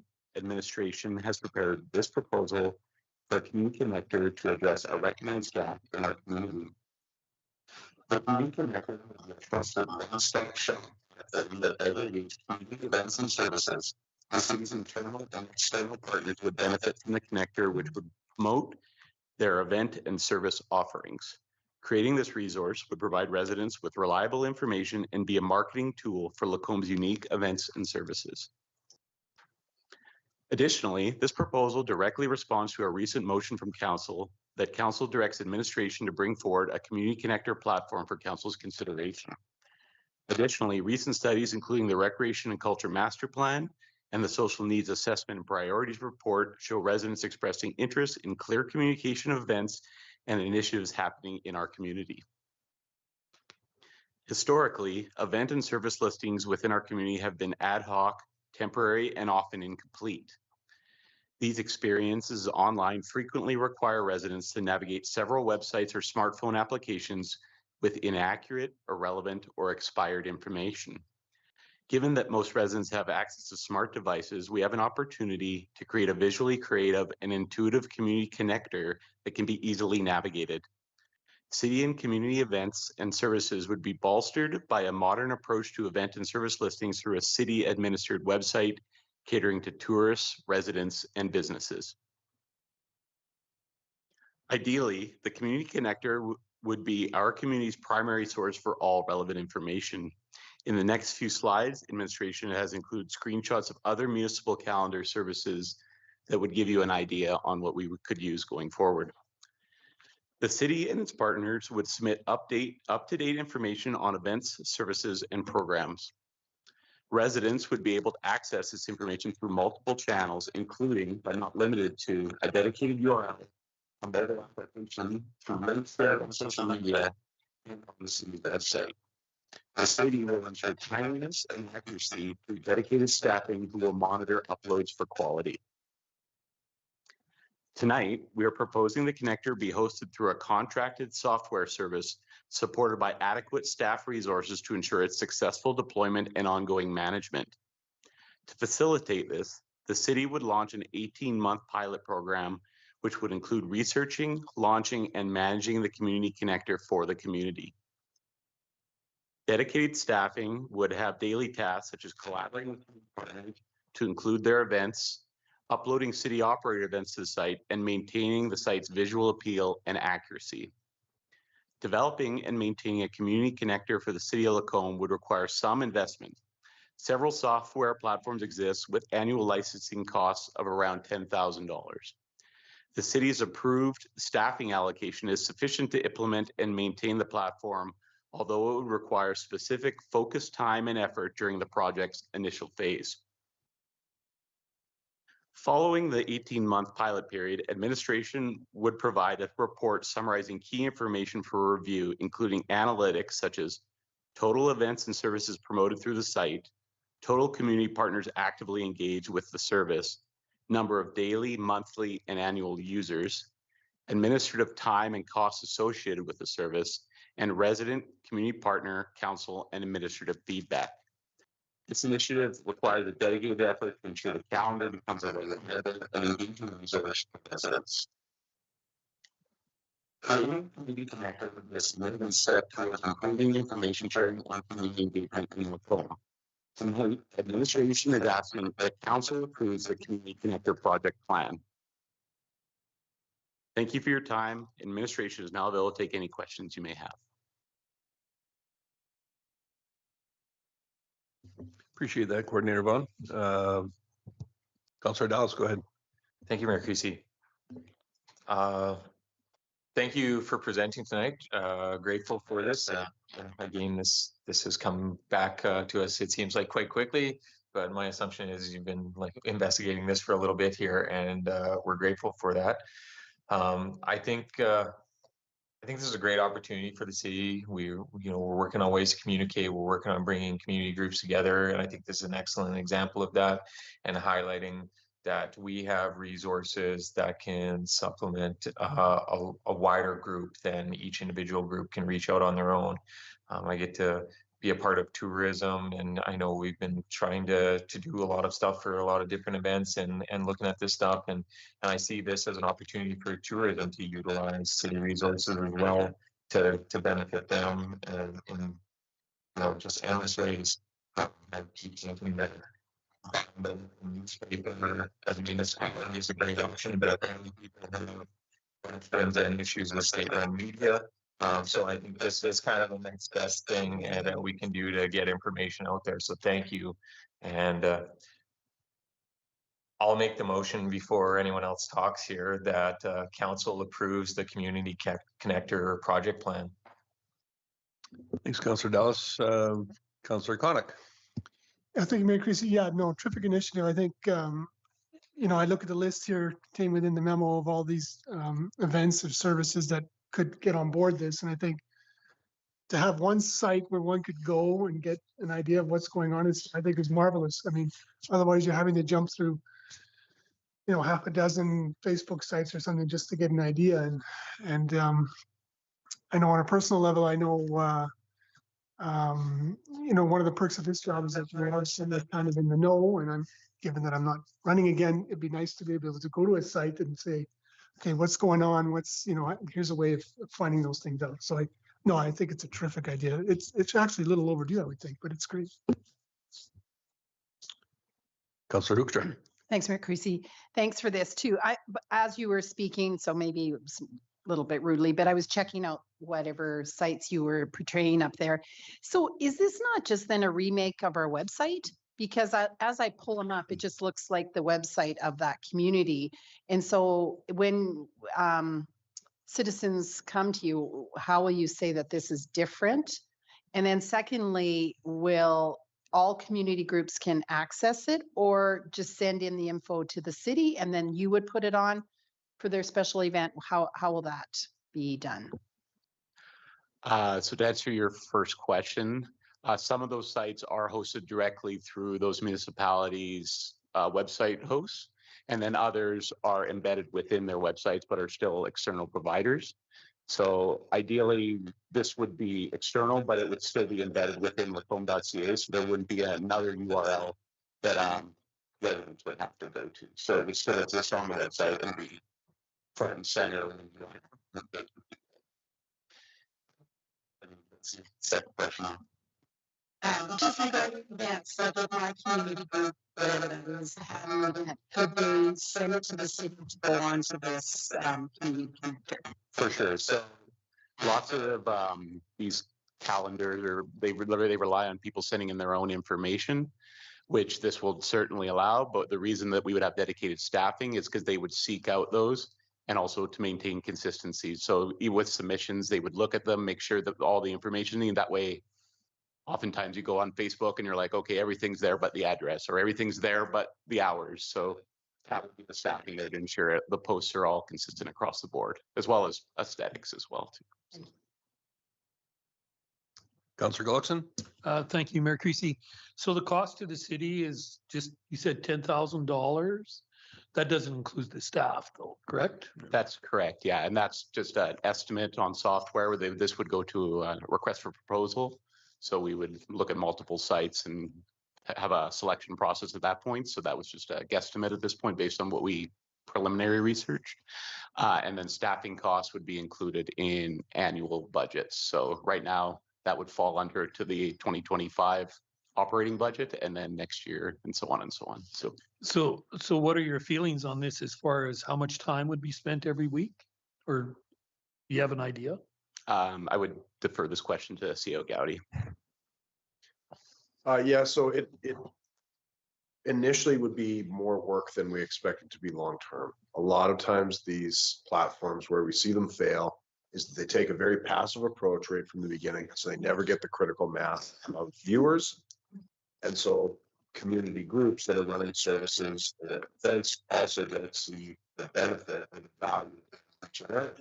doesn't have that. That's a something that they by initially allocating staff time to it, you'll make sure, or will make sure that there is that value to both user groups that are submitting events and services and to people who are accessing it for information. And the hope would be that after 2 years, it's a very different level of servicing that's required because people would be seeing that value and actively submitting their items. So there is a portion with most of these platforms where the city's staff can actually essentially act as a gatekeeper, where things are submitted online. They take a look, maybe say, oh, you know, it doesn't look like you've included the address of the event. And it's just a quick back and forth and then it's submitted. But initially, I think it will be like calling up Berman University's event person and saying, hey, I noticed you haven't updated the website in a while. Just wondered if there's any new events that we can post on here. So I guess it's a decreasing expectation, but initially I think it'll be like a part-time component of someone's job that would be a significant part of their weekly duties. Can I follow up a Certainly. little bit? So on that, so when you talk about being a gatekeeper, so for example, I send in a request from Rotary for an event, and I do all kinds of bad stuff online all the time. So the information is incorrect. Is it up to you for our city staff to ensure that that information is right before it goes out? Within reason, I mean, if you send something in that says it's June 4th at this date, and you know, just gonna call you back up and say, Hey, just wanted to make sure it's truly June 4th and you got the date right. If there could be some errors there, but if you send something in that has no date, yeah, we'll make sure to reach out and say, hey, we need a little bit more information for this. Okay, I just foresee a fair amount of work depending on how big of uptake there is. Also on the website itself, and when events come off, that would be up to our staff to take them off of the site. Through the chair to Councillor Gulson. Yeah, it automatically expires. That's So it would one of the automatically beauties of come that. Yeah, it would Okay. just be removed. Good, thank you. So did you have something to add to that, Coordinator Vaughn, as I well don't on that see first it. question? CEO Gowdy covered it there. I think just to add on to what he said there, say Rotary submitted an event and we noticed your Facebook event had a different location than the one you submitted us. That is something we would look to proactively fix. We'd say, oh, there's a discrepancy between two posts. We would like to make sure we have the right one on the site. So that'd be an example of just being proactive in that role. So I guess I just wanted to make sure I understand correctly the value and expectations from this software. I would have expected that there's a certain amount of information that you must fill out with respect to times and dates and fees and that kind of thing, so that it would prompt the user to do that. And is this, I guess I'm just not really necessarily understanding how it is that we're going to drive those event planners and providers to this site to in fact be a part of it. Is it just the hope that this will become such a valuable resource that they will want to be on there, or is that where all of the effort from city staff comes in initially, is to protect them and suggest that they do in fact become a So that's getting back to that critical mass idea. We would develop that initial push using a marketing campaign. We'd be sharing it on social media. It'd be on the site. It'd be on posters throughout town to use that site. And then the hope would be to get to a point that this is just where you go, would be where we want to get to. And it's like, I'm in Lacombe for the weekend and it's right on the city's website. Oh, there's 25 things happening here. I can go to bingo here. I can go to the pool has an event here. It would just be right there in front of people. And but that's to clarify, it wouldn't be just for events too. We would be looking to have services available. Okay. Which I'm the first to admit that's a lofty goal that will be certainly valuable for a segment of the population. I'm just wondering how big or what quantity of the population will in fact utilize that thing. I know when I go to another community, going to the municipal website to look for events is not top of mind for me. Granted, I'm not probably the target audience for a lot of the social media stuff, but yeah, I'm cautiously optimistic, like Councillor Gullickson. I think that the workload is going to be extremely high for the first while, and that's why I wanted to clearly understand what the expectations of the software was, in the hopes that it was going to take care of a lot of the more mundane tasks, because tracking down individuals who are inputting information to verify it and that kind of thing is not a rabbit hole that I don't think anyone is interested in going down. That's a time-consuming thing that will just never end. So, Mayor Christie, I think to build that critical mass, we would need not only that dedicated staff time, but we would also need to buy in from our community partners. So we'd be dealing with FCSS and the performing arts and getting them on board so that we have some of the more usual suspects of event providers and service providers on that site right away. And then we'd also ask their help in promoting it as well too. And also to address, the hope would be by the end of the pilot period, at that 18-month, that we built that critical mass. So I think the idea of having it as a pilot project, of building that capacity within the site. That's it. Thank you. Councilor Smith. That's a story that I got this question and I was asking earlier. Is it a desire that this would eventually be the tool and release for public hearings and whatnot? Because right now we're still using the newspaper and we have to be realistic about how effective that is. So is it possible to be used as an official communication tool in that regard, like a public hearing? My understanding is that advertising for public hearings can be done on the city's website. So that is something that this site can be used for. And I believe we already host advertisements for public hearings on the city's website. So that could be a carryover of that. But as far as I'm aware, we'd be looking to have all city events, including council events, within this listings page. So that'd be council, that'd be MPC, everything else. So yeah. That's good. Thank you, Mayor Creasy. What prevents businesses from using this for advertising?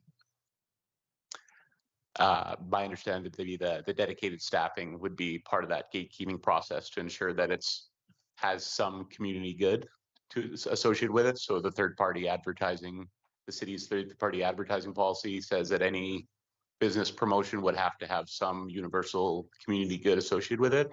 So I think that would just be a judgment call at the time of going over services and events. So they wouldn't be able to just put it on there. No. Okay, so there'd be a barrier there. There would be a barrier for that, or somebody would be checking that information.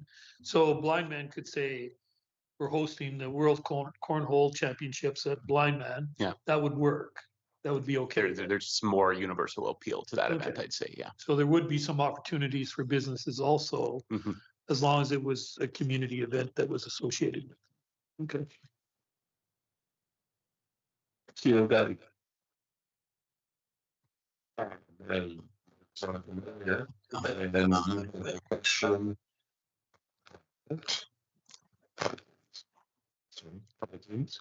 Thank you.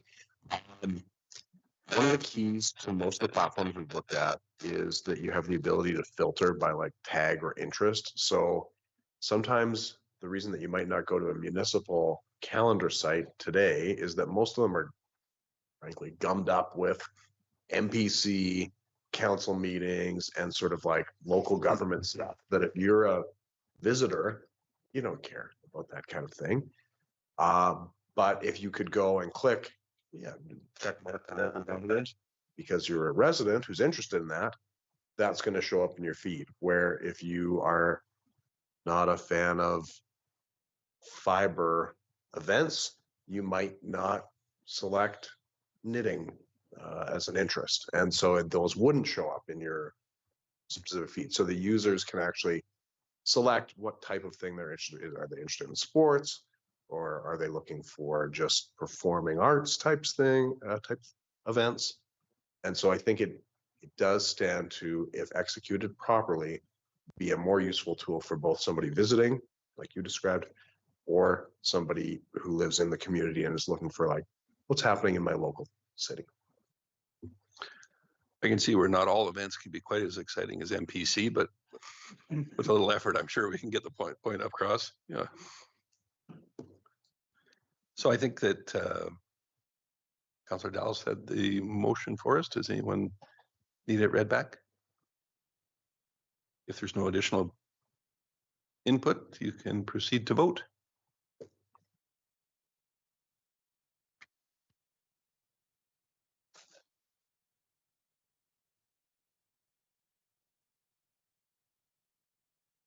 That is unanimously approved.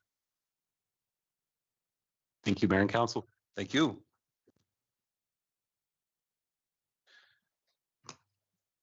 Under section 6, request for decision, item 6.2 is the Q1 financial report by Manager McKinnon. You've been patiently waiting to speak to us. Whenever you're settled in there and ready to go, just a reminder that your microphone is off. And whenever you're ready to start, the floor is yours. Thank you, Mayor Creasy, and good evening, everybody. So tonight I'm here to present to Council the city's financial performance for the first quarter of 2025. So Q1 represents January 1st to March 31st, 2025. During this period, we have a net surplus overall of $912,000 as of March 31st. And this is mostly primarily due to timing differences in planned expenditures, not necessarily permanent savings. Some of the revenue highlights, overall revenue is very close to budget, 7.8 thousand over the budget, seasonal budget for Q1. We do have some variations within the revenues. Franchise fees are over budget by 35,000. Goods and services are under budget by 195,000. And that includes, there's a few things, but security clearances are under budget by 85,000. Recreation user fees are under budget during that period for 95,000, and building rentals are under budget by 17,000. Interest and penalties is over budget by 89,000, and this just represents we've had some good investments. And just to note that some of those interest is transferred to reserves as per the financial reserve policy. So even though the surplus here, so that surplus money will go down to transfer to reserves. Other revenue is 95,000 over budget, and a big contributor to that is the unbudgeted housing grant that was returned in 2024, which we are now realizing in 2025 because we're going to grant it out to the Broom Tree in Q2. So that'll be an unbudgeted revenue and an unbudgeted expense that offset each other. Expense highlights, our expenses are 904,000 or 5.2% under budget. Goods and services, which represents a large group of categories, is under budget by 524,000, which is about 20% of the total budget. Personnel costs are 293,000 under budget, and that's due to a few factors: vacancies, potential sick leaves, and timing differences of seasonal employees. We haven't realized our seasonal summer employees, so creates a little bit of surplus earlier in the year that gets eaten up as the year goes along. Wastewater commission fees are 165,000 over budget, which we're going to keep an eye on for Q2 and see where that lands. In summary, the Q1 results reflect a lot of seasonal and timing-based fluctuations. Variances will likely normalize by the end of the year, and it's really too early to project our year-end results for the end of 2025. The next steps in reporting schedule, finance will continue to monitor and report variances quarterly, and you'll see the Q2 report come in August 2025. Q3 is in November 2025, and then the full year comes in April with the audit. Tonight, the recommended motion is that Council acknowledges the 2025 Q1 financial report as information. And I'm happy to answer any questions you have. Thank you, Senior Manager McKinnon. I'm just curious with the funding that is the wastewater commission you were mentioning that in that. I see that there are other significant, given that wastewater updates on a cost recovery basis. I'm just wondering what the significance of that is, other than obviously our residents are perhaps utilizing more or sending more wastewater back to Red Deer for treatment.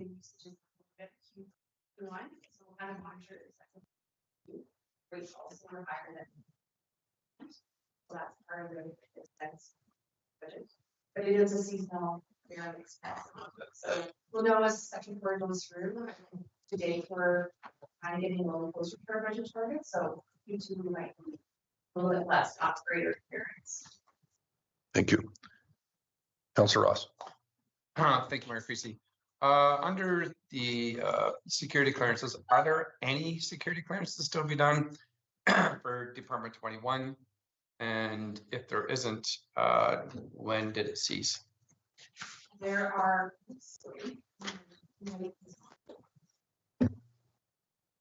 There we go.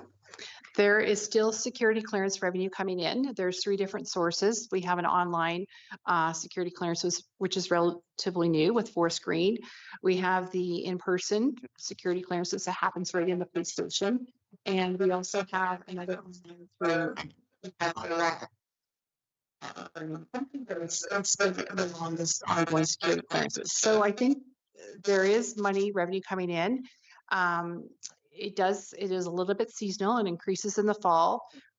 Clearly, we're not going to make our budget target again. And working with the new chief on budget, we have looked at that line in particular. And we're monitoring at a commission level on each report, monthly report. So we're seeing the trend and comparing it to year-to-date budget to get an idea of how far under we are in budget, so we can do a better job of budgeting for 2026. But there's still revenue coming in. I would project at the end of the year of the 650,000, we might get 300, 350. That's just preliminary guessing based on year-to-date averages. But if we get promotion of security clearances and it doesn't depend on where you live, our volume could go up significantly. People catch on that they can get their security clearances here. They don't have to go to the station. That's under budget. For sure. Councillor Hibbs. Thank you, Mayor Creasy. That was definitely one of my questions. But the other question I had also under goods and services fees was you touched on the user fees for recreation facilities are under budget by 95K. That actually surprises me considering that, wintertime, you've got a lot of usage. For example, can you just sort of throw some more light on what might be driving that shortfall? Yeah, I dug in a little bit, but it's not really clear. We do recognize revenue when the program starts sometimes. So if a program started in 2024, we might have recognized revenue there that carries on. But definitely ice time and other services, we record revenue when the activity begins. There's a deferred revenue that sometimes gets a little bit messed up with our system that we have to correct at year end. That could possibly be part of the reason we just haven't recognized all the revenue. We're trying to improve and handle the system and how that works. But for the most part, I tend to see the timing differences. April is, you're right, we're moving into summer season, but that's when it gets busier for the pool. So during the summer months, the pool has higher revenue than normal than they would in the winter. So, and summer activities. So it's hard to say early that there would be I would not project that this would be under. It kind of seemed to be the same trend last year. So it might just be the timing of when all the fees start happening and the activities begin. Okay, thank you. Councillor Gullickson. Thank you, Mayor Creasy. You won't be able to answer this, I don't think, but probably CEO Gowdy can. Regarding the wastewater report on law or excess wastewater going back to Red Deer, are we going to get a finalized report from Stantec on that in the near future? Because I assume that part of this is the excess water going back that we experienced in the past. Given that Director Thompson is the CEO of that's a lot of information that question that might be better yet than that. Yes, we will get a report from our consultant. That's a city-driven report on INI. They are obviously behind, but we are continuing to be on them, and I do expect a report from them shortly. I've reviewed a version of it and sent comments back, so they are working on it. The other one is with respect to the wastewater numbers here. I just wanted to highlight as well. I think this is something to do with a timing difference of a payment for the commission, because when we look at our year-to-date expenses to the commission to the end of May, it does line right up to where we would expect it to be. And so what we're seeing here is something that we're going to watch and observe for the Q2 report. But as of today, rather than the end of March, it looks like it's kind of squared up. And so I wouldn't say that there's any more volumes going back from the city to the wastewater commission than we would have expected to the end of.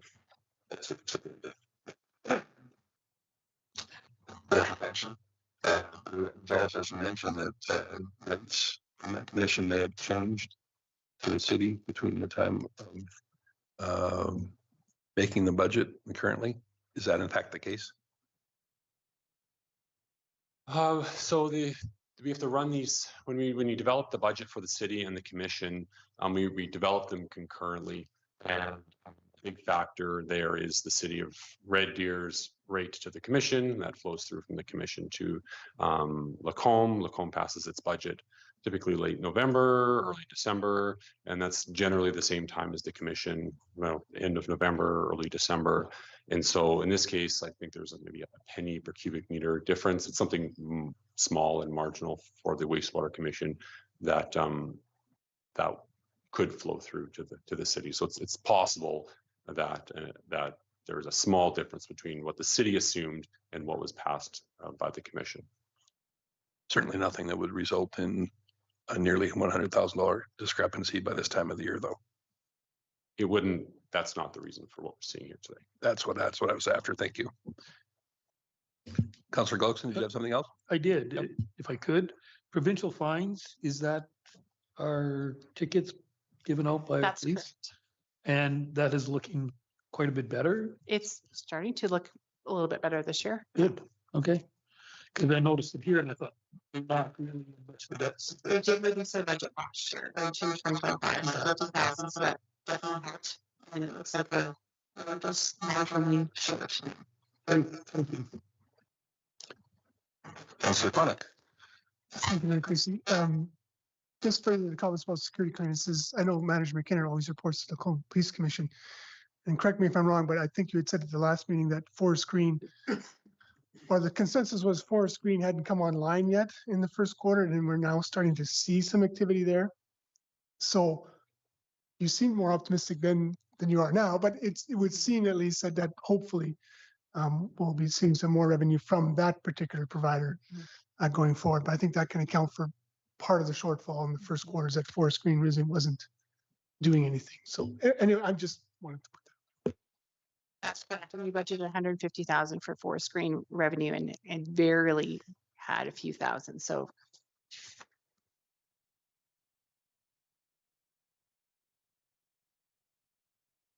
Was anybody interested in making a motion for the report?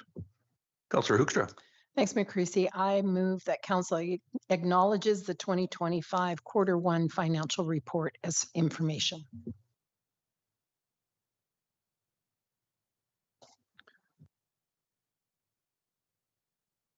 Any additional concerns or comments? Very good. Please go ahead and vote.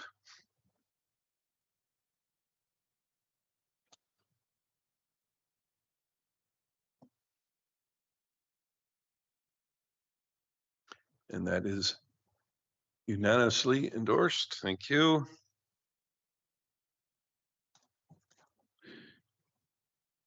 Director Halderson, item 6.3, the request for some fencing at the Fish and Fetch off-leash dog park.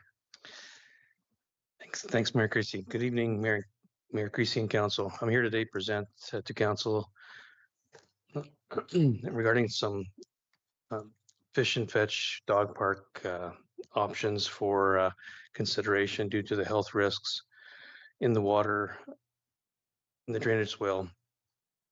These options are to prevent pets from accessing the area following a resident's repeated pet illnesses after exposure to the water. During the May 12th open forum, a resident reported dogs entering the swale and becoming sick with symptoms, vomiting and diarrhea.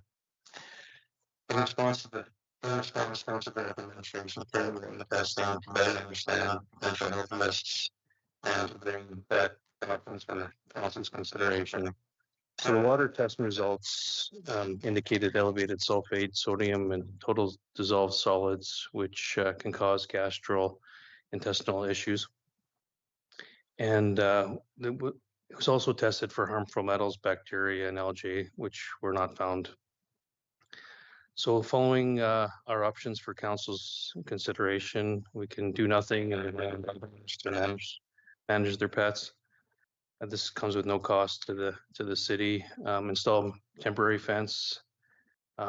It's affordable and quick to put up, but there's lots of maintenance and ongoing maintenance, and it's easily bypassed by pets if it becomes damaged.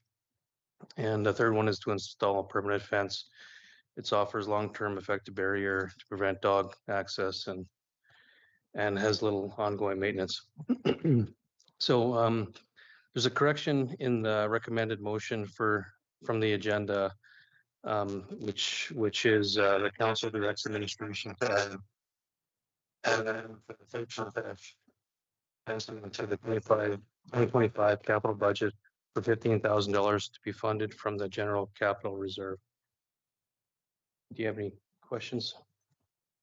No, but I would like to hear you repeat that 5 times. Okay. The fish and fetch fencing, fine, okay.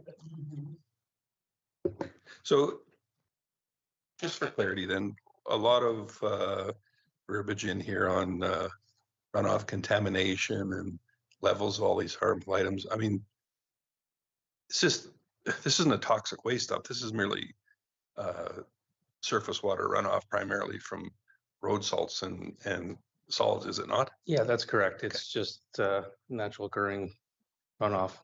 Thank you. I expected that to be the answer. I just didn't want people flying off the hook and saying this was something else. So thank you for that clarification.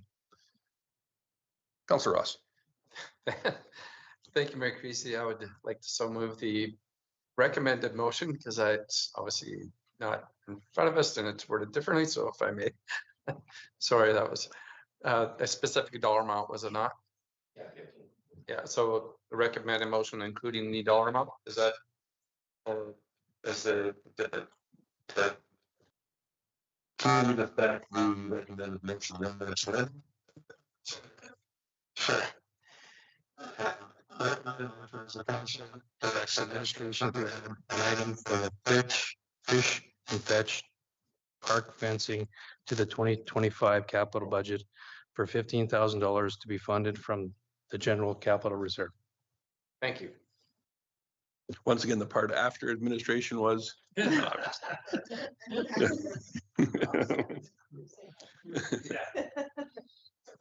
Thank you for that. And Councillor Ross as well. Councillor Luther. Thanks, Mayor Creasy.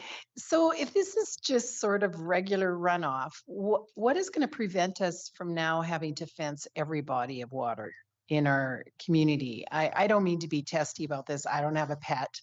But I guess I'm just curious about that, first of all. Why wouldn't we fence everything?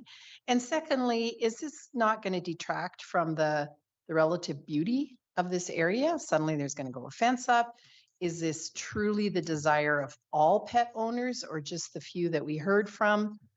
Because as soon as we go permanent fencing, well, then we're in another, that may be right up there with the birthplace forest. Then we're going to get all the people who say we don't want trees. And we got the people who say they want trees, or we want a fence, we don't want a fence. I struggle with this now, and I'm sort of the mind to do nothing. Thanks, Councillor Hoekstra. I guess in defense of those individuals that put it forward, I think there's an expectation for relative safety and security here because the pets are off leash where they are not in other parts of the city, or they shouldn't be at least. I would expect with the permanent fencing option, there will be a gate involved so that as individuals who want to get their pet muddied up have the option to do so. However, it wouldn't be easily accessible for those running at large. Is that a fair assessment, Director Halderson? Yeah, that'll be correct. Thank you. Councillor Dallas. Thank you, Mayor Creasy. I was skeptical of this. I'm a user of this dog park, and when my dog goes to the water, I say, don't do that. And then she returns to me. And so I guess my expectations of my pet ownership are different than other people's. But I guess seeing this, I understand the concern. When you say this is just regular road runoff, I guess we are acceptable in this. This is acceptable material to enter the roads, and we don't have to take additional measures on this. And that's my understanding. Okay. Correct. Okay. Well, yeah. In that case, I'm willing to support this fence to do this. I don't. To Councillor Hookser's point, I don't actually think it's going to detract from the beauty of the area. So I look forward to keeping some dogs from drinking bad water. So thanks. Anyone else?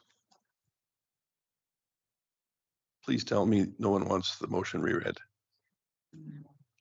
Very good. Please go ahead and vote.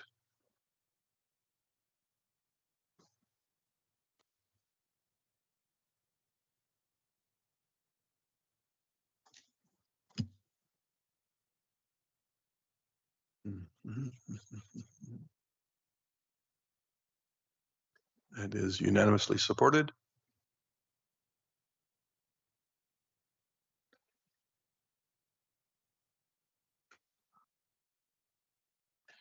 An expectation that this fencing would go in yet this year, or is that not realistic? Yeah, I think it could go in this year. Yeah. Okay. Just so that for those people that this is an issue for, we have an idea, not to pin you down to a date. That's not the idea, but if there's a sincere effort this year, then that's what we'll tell them. Yeah, we'll reach out to some vendors to see what they can do. Very good. Thank you.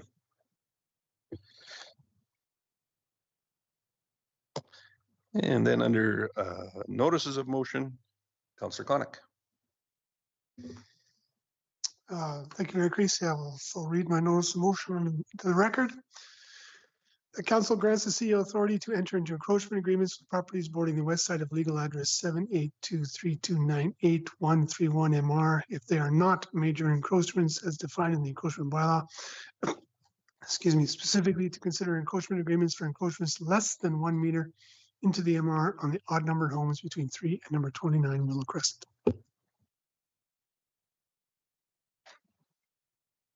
Thank you, Matt. Just all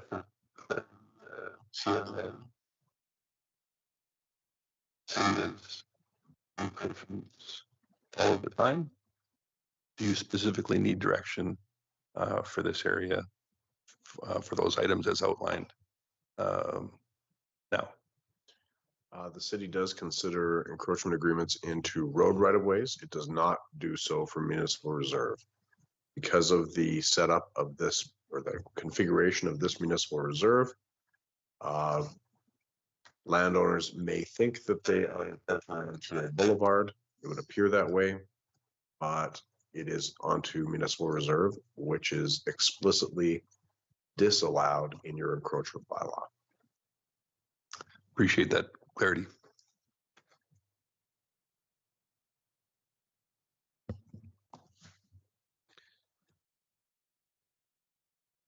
Councillor Gullickson. Thank you, Mayor Creasy. Do we have an idea of how many properties are involved here?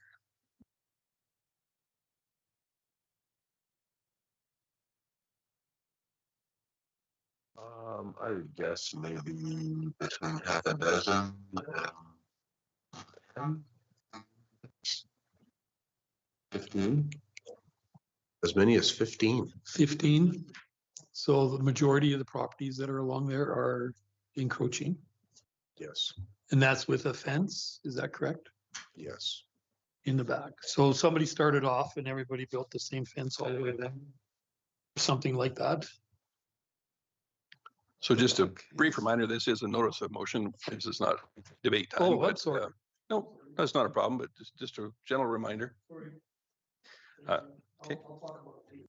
Sounds good. Thank you. So we do have several in-camera items. However, let's briefly go through next meetings, all of which are regular council meetings here at City Hall at 5:30 p.m.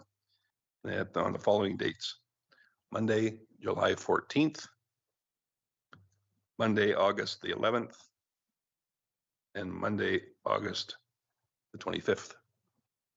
You can add those to your calendars. If you're watching other calendars. And that leaves us with the 5 in-camera items, I believe.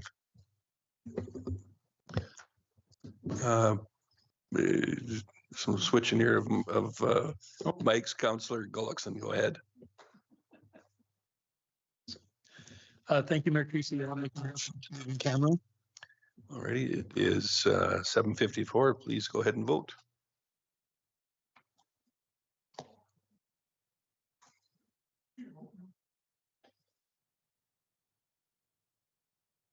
And that is unanimous. And when Mr. Tomnick lets us know, we are